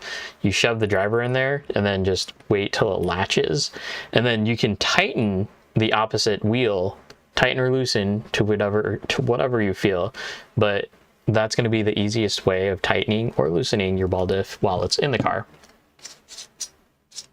So yeah. Ew, that's gross. Now there are other diffs that require an actual a hex driver too. I think the RMX one requires a hex driver. So yeah. JB Weld. So when I had my FMX or FXX FMX, that whole spiel thing, where we used to think solid spool diffs were like everything. Well, it wasn't available for that chassis, so what I ended up doing is I took the balls out of the diff, and then I just sandwiched it together. Like I put double-sided tape there and then sandwiched it together. Better than JB Weld. I don't know, man. JB Weld does wonders. If you have time. I need to service all my stuff. I did all my shocks like the other day. You want to do mine? No. I don't feel like doing shocks. You have one of the shock things that Lance made you, yeah? This Nope. thing? No? Never got one of those. I'm not cool enough, Lance. No. Oh, wow. I probably wasn't around yet when that was getting Anyways. distributed. So this was 3D printed. It's just wide enough for our shocks to go in. Technically, we can also use like the fancy ones that like the racers use for their buggies, and it should still fit without falling through. Unless it's an 8th scale shock, then they're going to be falling through. But yeah, honestly, that made it really quick and easy to get the shocks all feeling good. Oh look, Jake's in the chat. Yep. Hey, are you back from the baseball game? Who was there? Matt Rife. Matt Rife was there. Yeah. Yeah. Quite a few guys went to his show the other night. Not our guys. Northwest guys. I'm a stay-at-home guy. I don't go out. Well, okay. So it's because everything is available, right? Because I watch America's Got Talent, right? The funny thing is that I don't actually watch America's Got Talent, like the actual version of it. Instead, I'm just like watching all the short videos on YouTube, which I'm actually pretty sure that they have more views on YouTube rather than actually streaming their full video. Like the actual. Yeah, like the actual production of it, which I think is hilarious because we're going towards that level of like on-demand service. Not to mention that they're always releasing those videos earlier than the actual premiere of the video. Yeah. Also, I didn't use the crossless. Next. So this is what happens when your ball diff is too loose. Yes. that is slipping. And basically, if it's in a car, it's described as a dog barking, or a barking diff is what you call it. And if you hear that, then you need to tighten your diff because it's too loose. And essentially, like, there's a point where, like, if we're putting too much boost or just too much power through the diff, then you need to tighten it. So that's why the gear diff is technically more open than a ball diff. However, there's less mess with a ball diff, which is why I think it's better. But you know, okay. Anything else, you guys? Because I think we're out. We're out of topics. Yeah, Jake learned about this on his Nervous R. It sounded horrible. Oh, nervous guys or wrap up guys. Is there a ball diff for wrap up? Yeah, Wrap Up actually makes a heavy duty ball diff. It's the same gears, which I shared the link with you, right? Yeah. No, I have the link, and luckily I did find one of those pinions. But now what I want to know is because spool versus diffs. So if the D-Like has the rear has a ball diff, would that make it better compared to it having a spool? The RER zero ball diff is heavier though. Jake, are you comparing it to the Wrap Up one or just the Yokomo one? Because the Yokomo one is plastic, the Wrap Up one is made out of steel. So I'm kind of curious of what the RER one is made out of, or if it's genuinely heavier. Mm-hmm. Anyway, yeah. Yeah, like a one is heavier. Do you have one we can test out on Friday? I have one in my Mini. Well, I mean, like, sure, if you wanna pick it apart. Very heavy steel. Yeah. It's what we need. No, I don't know. It's like I'm the new guy at the track with the rear. Not fast enough, but well, I guess it drifts. Yeah, it's okay. Will it drift? Yes, It's it sale. can. It's for sale already. Give it a month. I'll give it next Friday. Anyone want a Travis 2 LCS in box? David Tuggle, 2 G's. How much, David? Because I could convert my Mini. Literally, my Mini is like an LCG ready to go. Just a different, just with the drive shaft going to the front. Yeah. So 400. That's a steal, y'all. buy it, Adam. It's like $600, right? I'm gonna buy it. Wait. David, what color is it? Purple. If it's red, no. Oh crap! Jake's gonna beat you to it. I mean, hey. Honestly, I'm actually not too big of a fan of the Travis Travis 2. I drove Jake's. It's fine. It's fun. It's just like, eh. Like, It's yeah. That's all it is to me. It's red, so it's out of the question for me anyway. Judd, that's you. right? We're just calling people out on here. No, Judd buys red cars. Jake only buys black cars now. Black and red. No, he doesn't do red anymore. Really? I think the only red that he has is just like the chassis that he already had. I have one. I don't need another. Hey, can we do like one of those bidding wars on here? Since $1. We're talking about people's like chassis that are for sale. Wouldn't that be fun? Like have a random like an auction. Not an auction. Auctions are horrible. But like, how much would your cars go for? Yeah. How much would this go for? Okay, on the docket, we've got a random YD2Z with aluminum rear shock tower, big bore shocks, Got a ball diff. ball diff. What's on the front? Mismatching aluminum on the front with a Rev D bell crank. And knuckles. Ha ha ha ha ha. David is experiencing the trouble with all wrap-up builds. I refuse to buy all the other wrap-up parts needed to fully build it. Yeah. It's a struggle. Wrap-up part is a struggle. See, that's how I feel about everything else. Like, Judd, this is you. $400. This is totally you. Just buy a wrap-up ball diff, and then you can like kit out the rest with like not wrap-up stuff. Took me months to find all the one stuff. Yeah.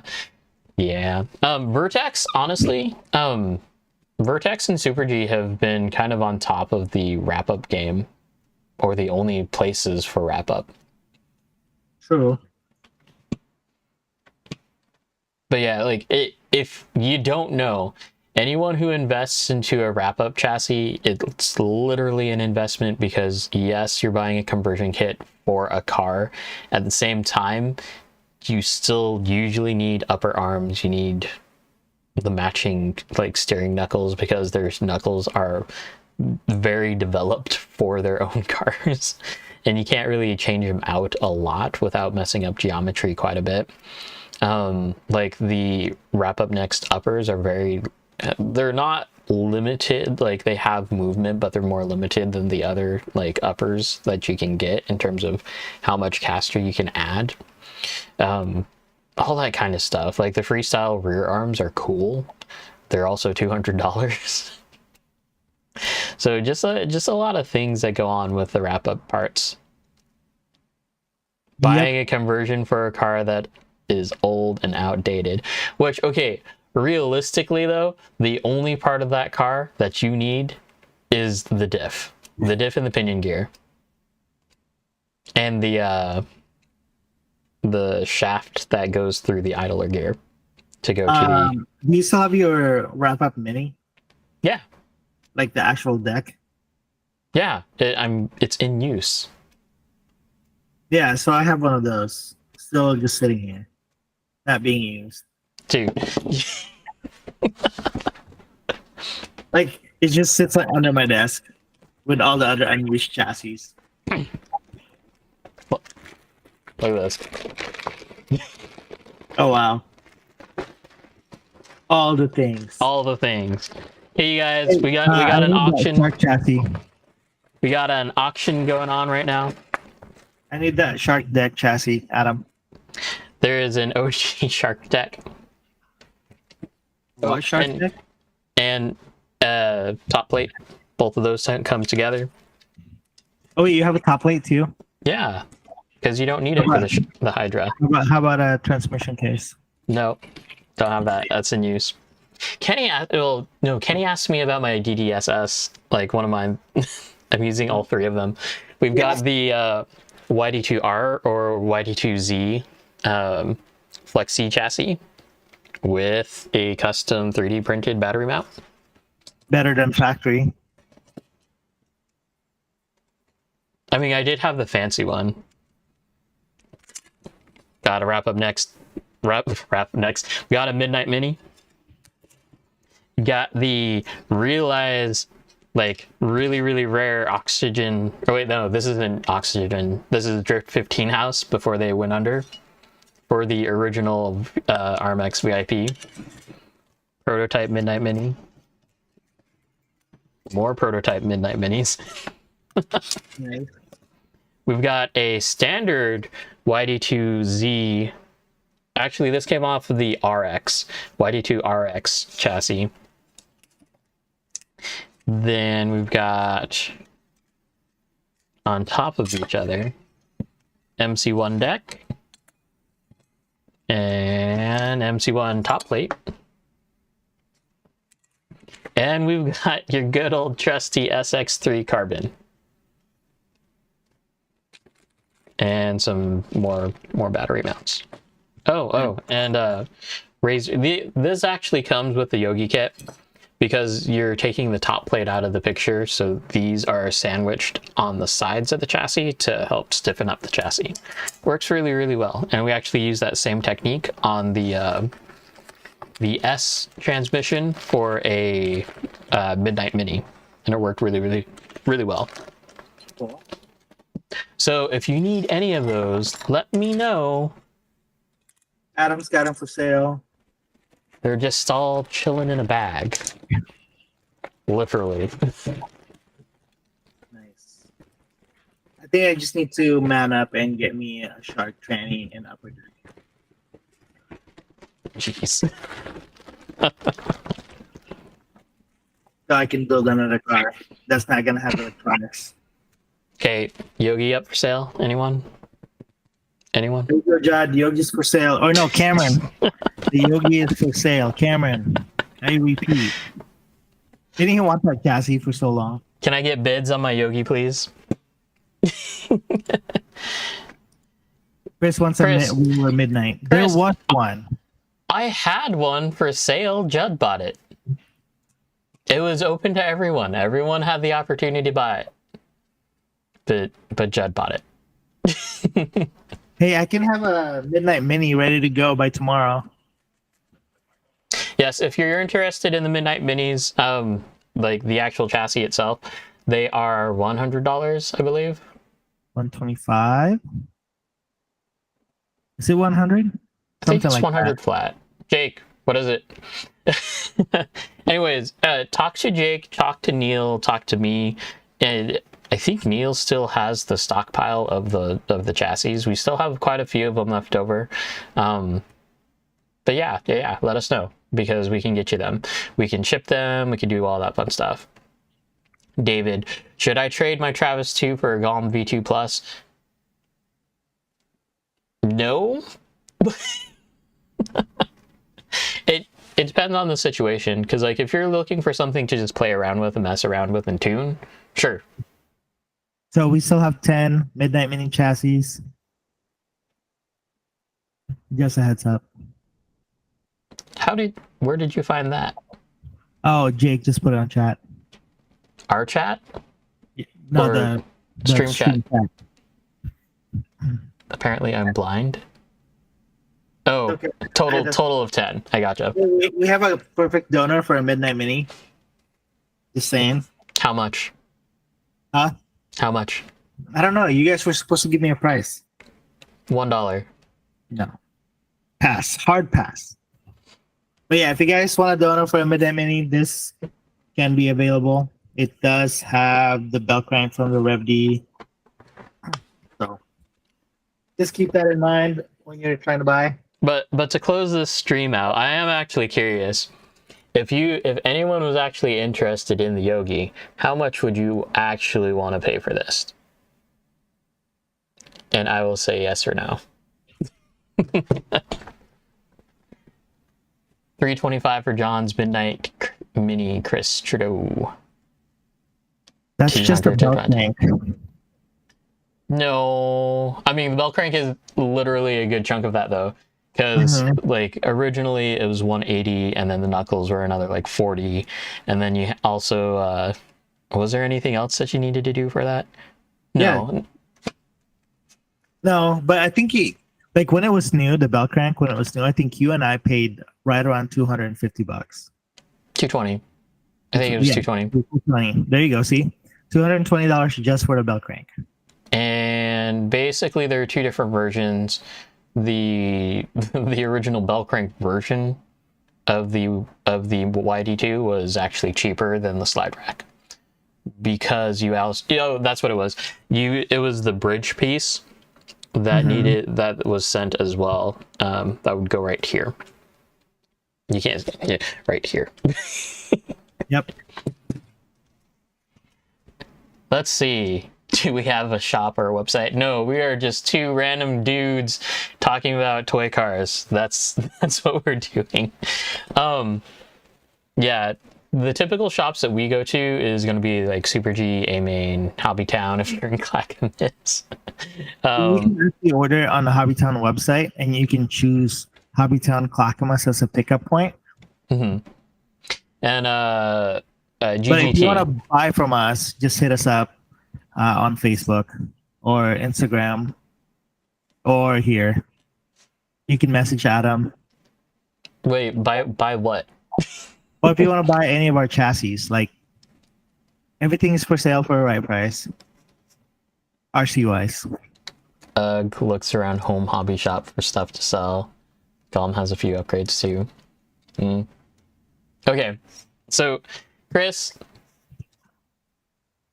like, step up. I know you can. Right. Oh, you gotta come out more and drive with us. I mean, every Friday of the month we're out there. I don't think. Oh, I've missed a Friday, like one Friday, I think. So, and then I've been going like on a Wednesday. Well, this Wednesday I went because I wanted to try out the REAR. Oh, if anyone has a lead on a Golem aluminum transmission case, let me know, because I really don't want to order from Drifted NL. And he wants purple. No, black is fine, because I can't find it in purple. Because literally, for me to get, if I were to make the Golem, the Yogi, like all gear, it's gonna be $330 just for a transmission case and just for a gear conversion. Which, that's literally a whole nother chassis. All right, so Jake just said the 28 is gonna be popping. Yeah, all the big hitters are gonna be there. Jake's gonna be there. Most of the midnight guys are gonna be there. I'll be there. Hey, you never know. Travis Reeder might be there. He's not signing autographs though. No, but it's been really good on at PDX. We get a bunch of random people that's coming in, new ones. Last night, we actually had a couple older guys that I've never seen drift before. So, and I mean, they were doing good, but yeah, there's gonna be a lot of people. Is he redoing a track? Yeah. So next or the end of this month, the track is gonna be. I think it's gonna be the last Friday, and then it's gonna get all fixed up for that weekend. Yeah, so 28th is like the last midnight Friday. Mm-hmm. And then 29th is going to be tear down and strip is what I believe is happening. And new layout is on the 30th, according to Jake. So yeah. Brian, we are in Portland, Oregon. Well, the surrounding areas of Portland, Oregon, because we're all from all over the place. We have people from Eugene, Albany, Salem, Philomath. what's the other place? Well, Vancouver, Hood River, Gresham, Aloha, Washougal. So yeah, we're all over the place around the Portland metro area. But yeah, 28th will be fun. I'll be there early too. Like, Can you save me a spot, no. please? No, guys, I work, so please, someone save me a spot. I don't want to fit on the floor. I mean, I can. I'll just have everything ready. All right, on Scale Science in Denver. Yeah. Hell yeah. Hey, so should we visit? Like, if I were to go to Colorado, yeah, Denver, Colorado, can I use the floor for the night, or do I have to grab a hotel? I'm lining this up now. I mean, technically, we've already talked to Jordan. So You've already talked to Jordan. I don't even know who Jordan is. were you not on that stream? No, sir. I was doing something else that day. Oh, you were lame. Was that No. a Jake substitute lame or Jake substitute stream? No, it was. I don't know. Jake, confirm. Come out to our small track in Kansas City. David, someday. So it's so okay. I know we're like all like RC drift car nerds. But is it weird to make that a like some sort of a goal to actually like go to all these places and all that to go just to visit RC tracks? And of course, Adam will have to visit like all the tourist spots. But for me, it'd probably just be like, oh yeah, I'll go drift. But Adam has to go do something. For those of you who don't know, I do think that it's kind of lame if I were to just if I was to go on a vacation specifically to go like to Super G or GGT or Vertex or like any of the tracks, right? Yeah, I'm not gonna have it. Yeah, so Adam's lame. Whatever. No, I mean, yeah, like it's. I think if it was like a group thing, yeah, definitely we would have to go visit tracks and things like that. And then there's gonna be a time to go have lunch with all the friends or dinner, and then go visit like say Disneyland in California or be a tourist for the day, right? Like if we went to Japan, I would definitely do all the tracks and then go visit like Shibuya or Daiko Photo. Definitely the initial D toge, even though it's not a toge anymore. There's like a bunch of speed bumps. I would want to go to the museum, the Initial D museum. Oh, That'd be pretty I'd cool, want to go to the Gundam thing too. That'd be cool. right? To actually see a big life-size Gundam move. All right, so guys, John and Adam needs a GoFund so we can go to Japan, and we will stream it for you guys so you can be included in our trip.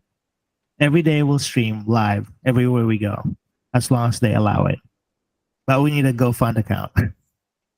I say let's flip it the other way. Let's go ahead and do like a travel advisor sponsored trip, because basically the way that works is that the more people that you get into it, then the cheaper that they can get you tickets.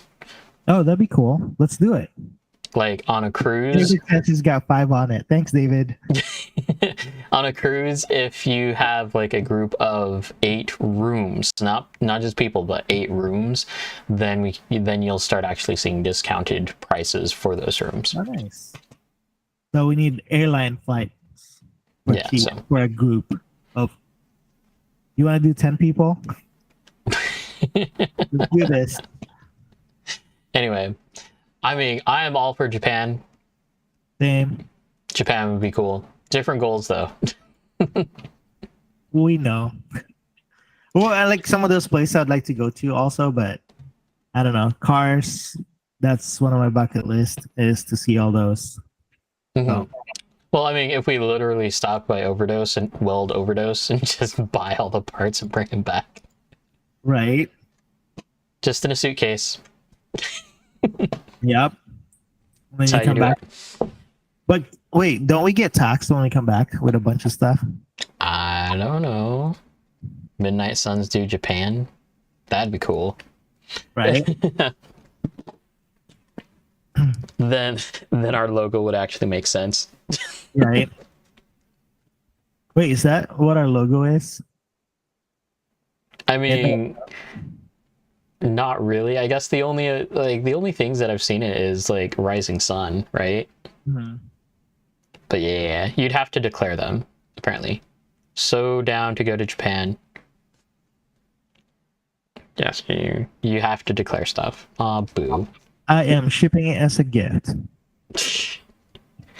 That kind of is, that defeats the point Of what? of buying it from Japan and then just bringing it back. Because I think bringing it back would still be cheaper than No, not shipping if you're it. paying so much taxes.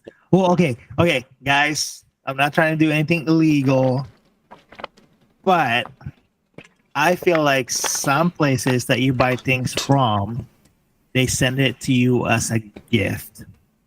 I've seen that on one of my shipping boxes. It says gift. Oh, 100%. Like RC Mart Correct. does it all the time.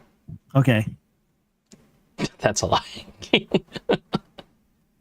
Oh, he's probably replying to Ryan. Okay, you guys, we are rambling. We are just aimlessly rambling, which is fun, It's informative. but we could totally do this in Discord. Anyways, people too. Did you know that people actually watch rambling people on YouTube and Yeah. podcast? Yeah, they watch our podcast. They watch our streams. What are you talking about? No, I meant like people just rambling about random things. I stumbled across a thing about some guys talking about relationship advices and how to go from zero to hero because now they got their credits up and they're now bosses and make more money. Like, Have you seen the Jake Paul podcast? no, Or the Logan Paul podcast? It's no. completely stupid, but yeah. Like, You didn't see, that's what I'm saying. Like, that's why I can't just. you know watch what else? them. You know what else is absolutely like aggravating? There are YouTubers, and like honestly, like I don't hate them by any means. I actually like, I love what they're doing, right? But like Alex Wasabi, right? Brian Higa, all of those people that started YouTube way back in the day, and now all that they do, like Alex Wasabi literally posts like once a month, right? And yet he still has like some odd tens of millions of subscribers and literally just makes his career out of that, right? Oh, Brian, I second that. RC Mart is pretty legit. Yes, especially for overdose parts. Overdose And parts are RC significant. 31 House. R31 House. Yeah, R31 House. Yeah, my bad. I haven't ordered from them directly. RC Mart? No, R31 House. No, I haven't done directly. Hmm. But yeah, RC Mart is a great place for overdose parts because they are significantly less than like where you'll find everybody else.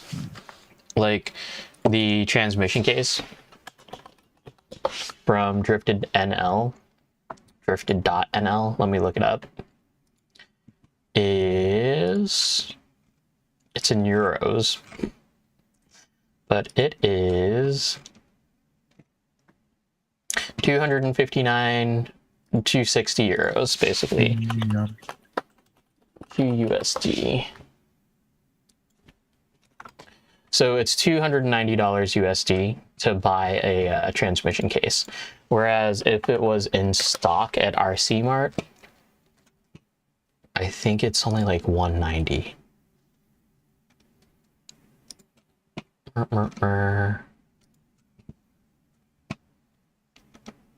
Oh, thumbs up in chat if you want to do like a like I can do an Assetto Corsa like room or server where we can all do Assetto Corsa.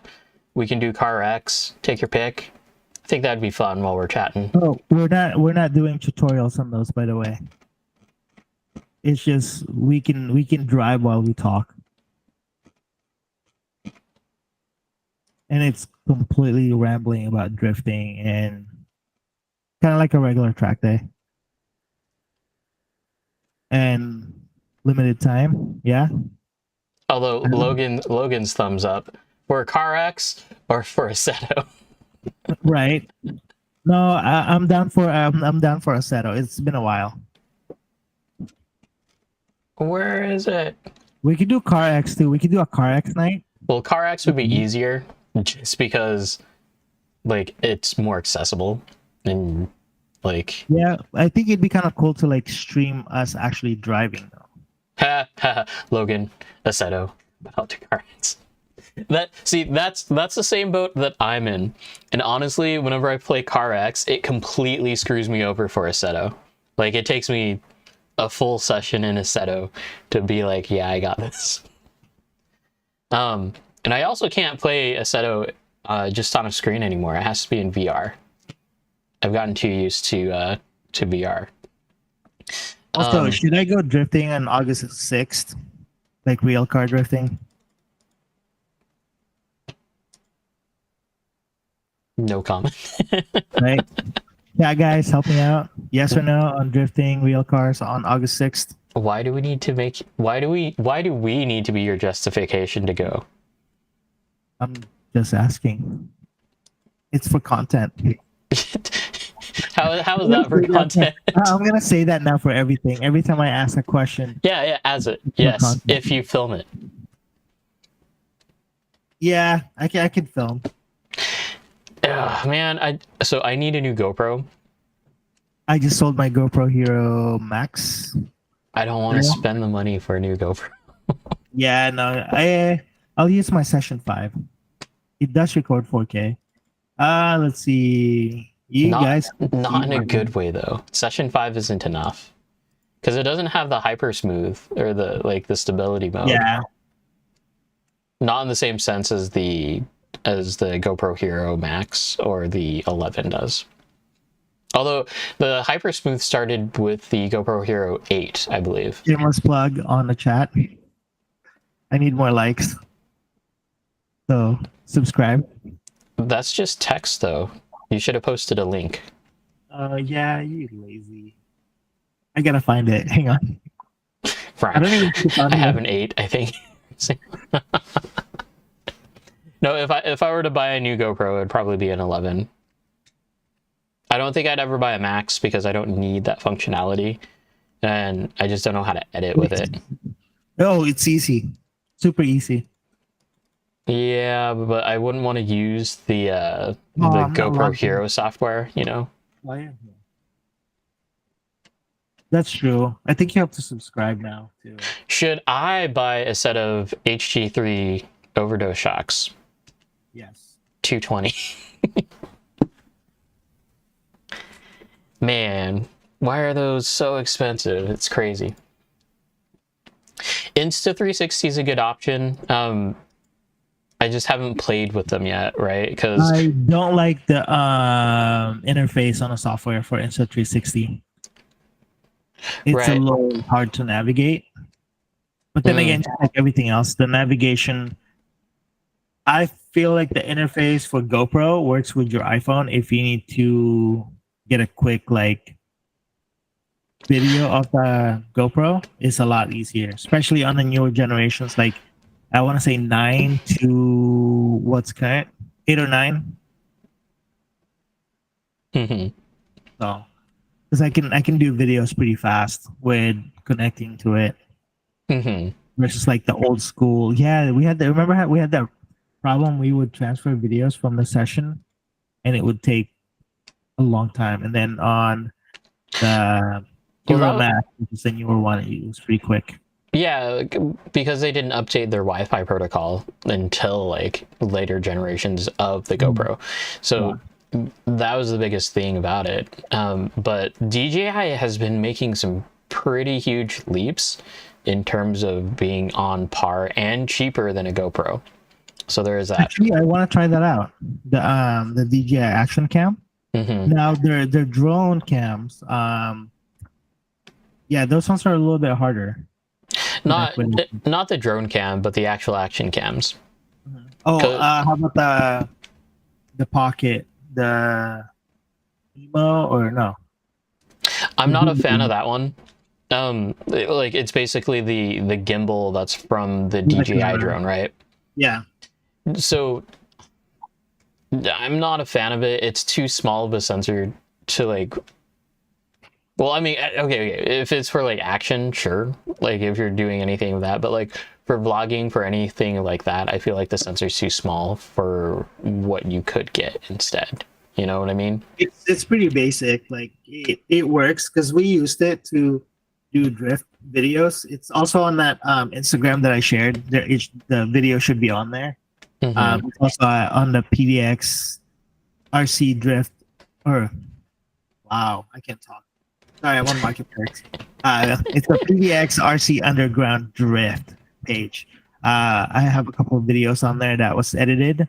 The latest one that's on there that looks like a 90s video that was from Austin, Austin M with his vintage digicam or digital camera with a fisheye. With the fisheye.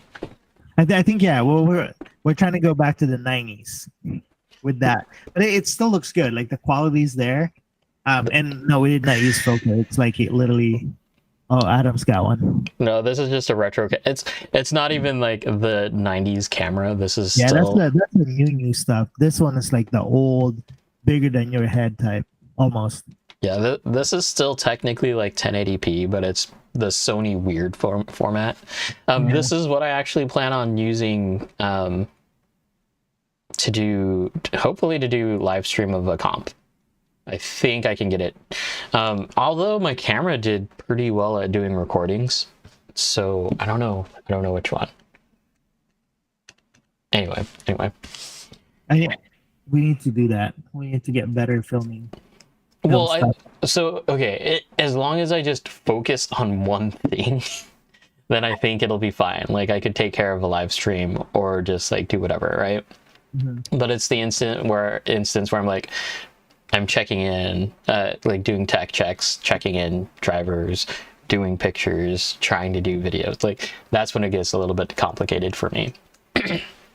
Anyway, Hey guys, post a like on our stream. There's only 6. That should be at like 150 or something. 150K. Just kidding. well, I mean, if we actually want to start growing the channel, we need to we need to start sharing the stream links with a lot more people. Chris actually shared it with the Super G page a few times, so yeah, thanks for that. Thanks for sharing. Sharing is caring at that point. Yeah, I don't know if I'm that brave to do that. Yeah, I don't know. I'm okay with it. I can accept it. Okay, Oh. you guys. So next We week, rambled on pretty good today. yeah, it's past John's bedtime. No, dude, I'm 40. You guys gotta understand this. Next week, CarX. Yeah, we can do that. We're gonna do CarX. Are we gonna do OBS? Well, I mean, since it's not in VR, that should be pretty easy for me to do. Okay. I don't know need how to to set up the use- room though, so that'd be on someone else. Okay.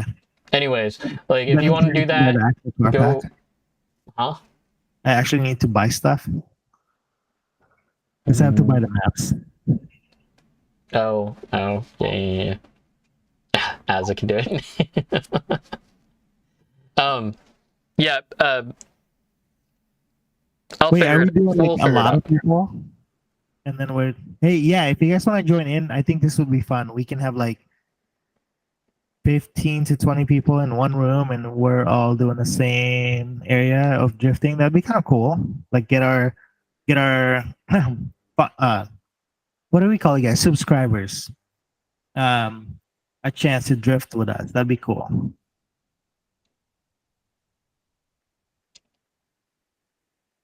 And WHRC one time.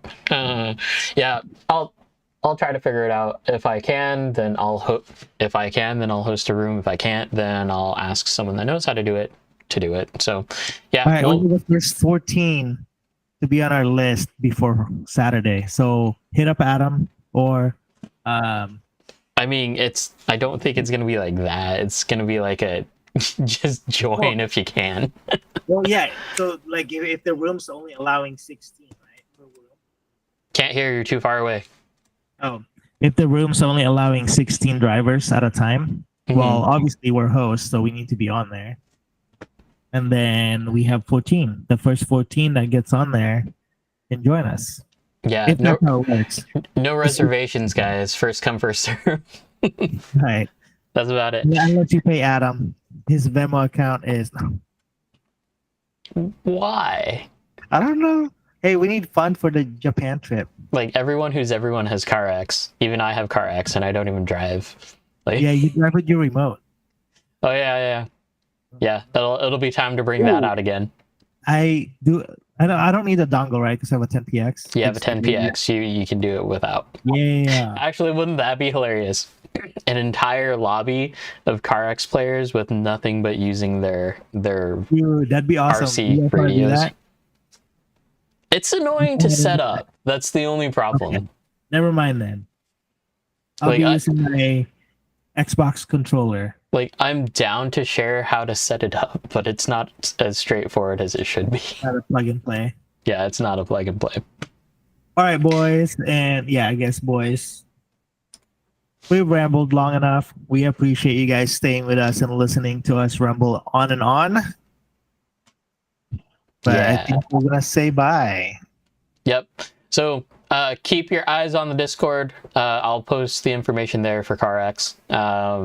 Yeah, we'll do it same time next week, 8 p.m. Pacific time.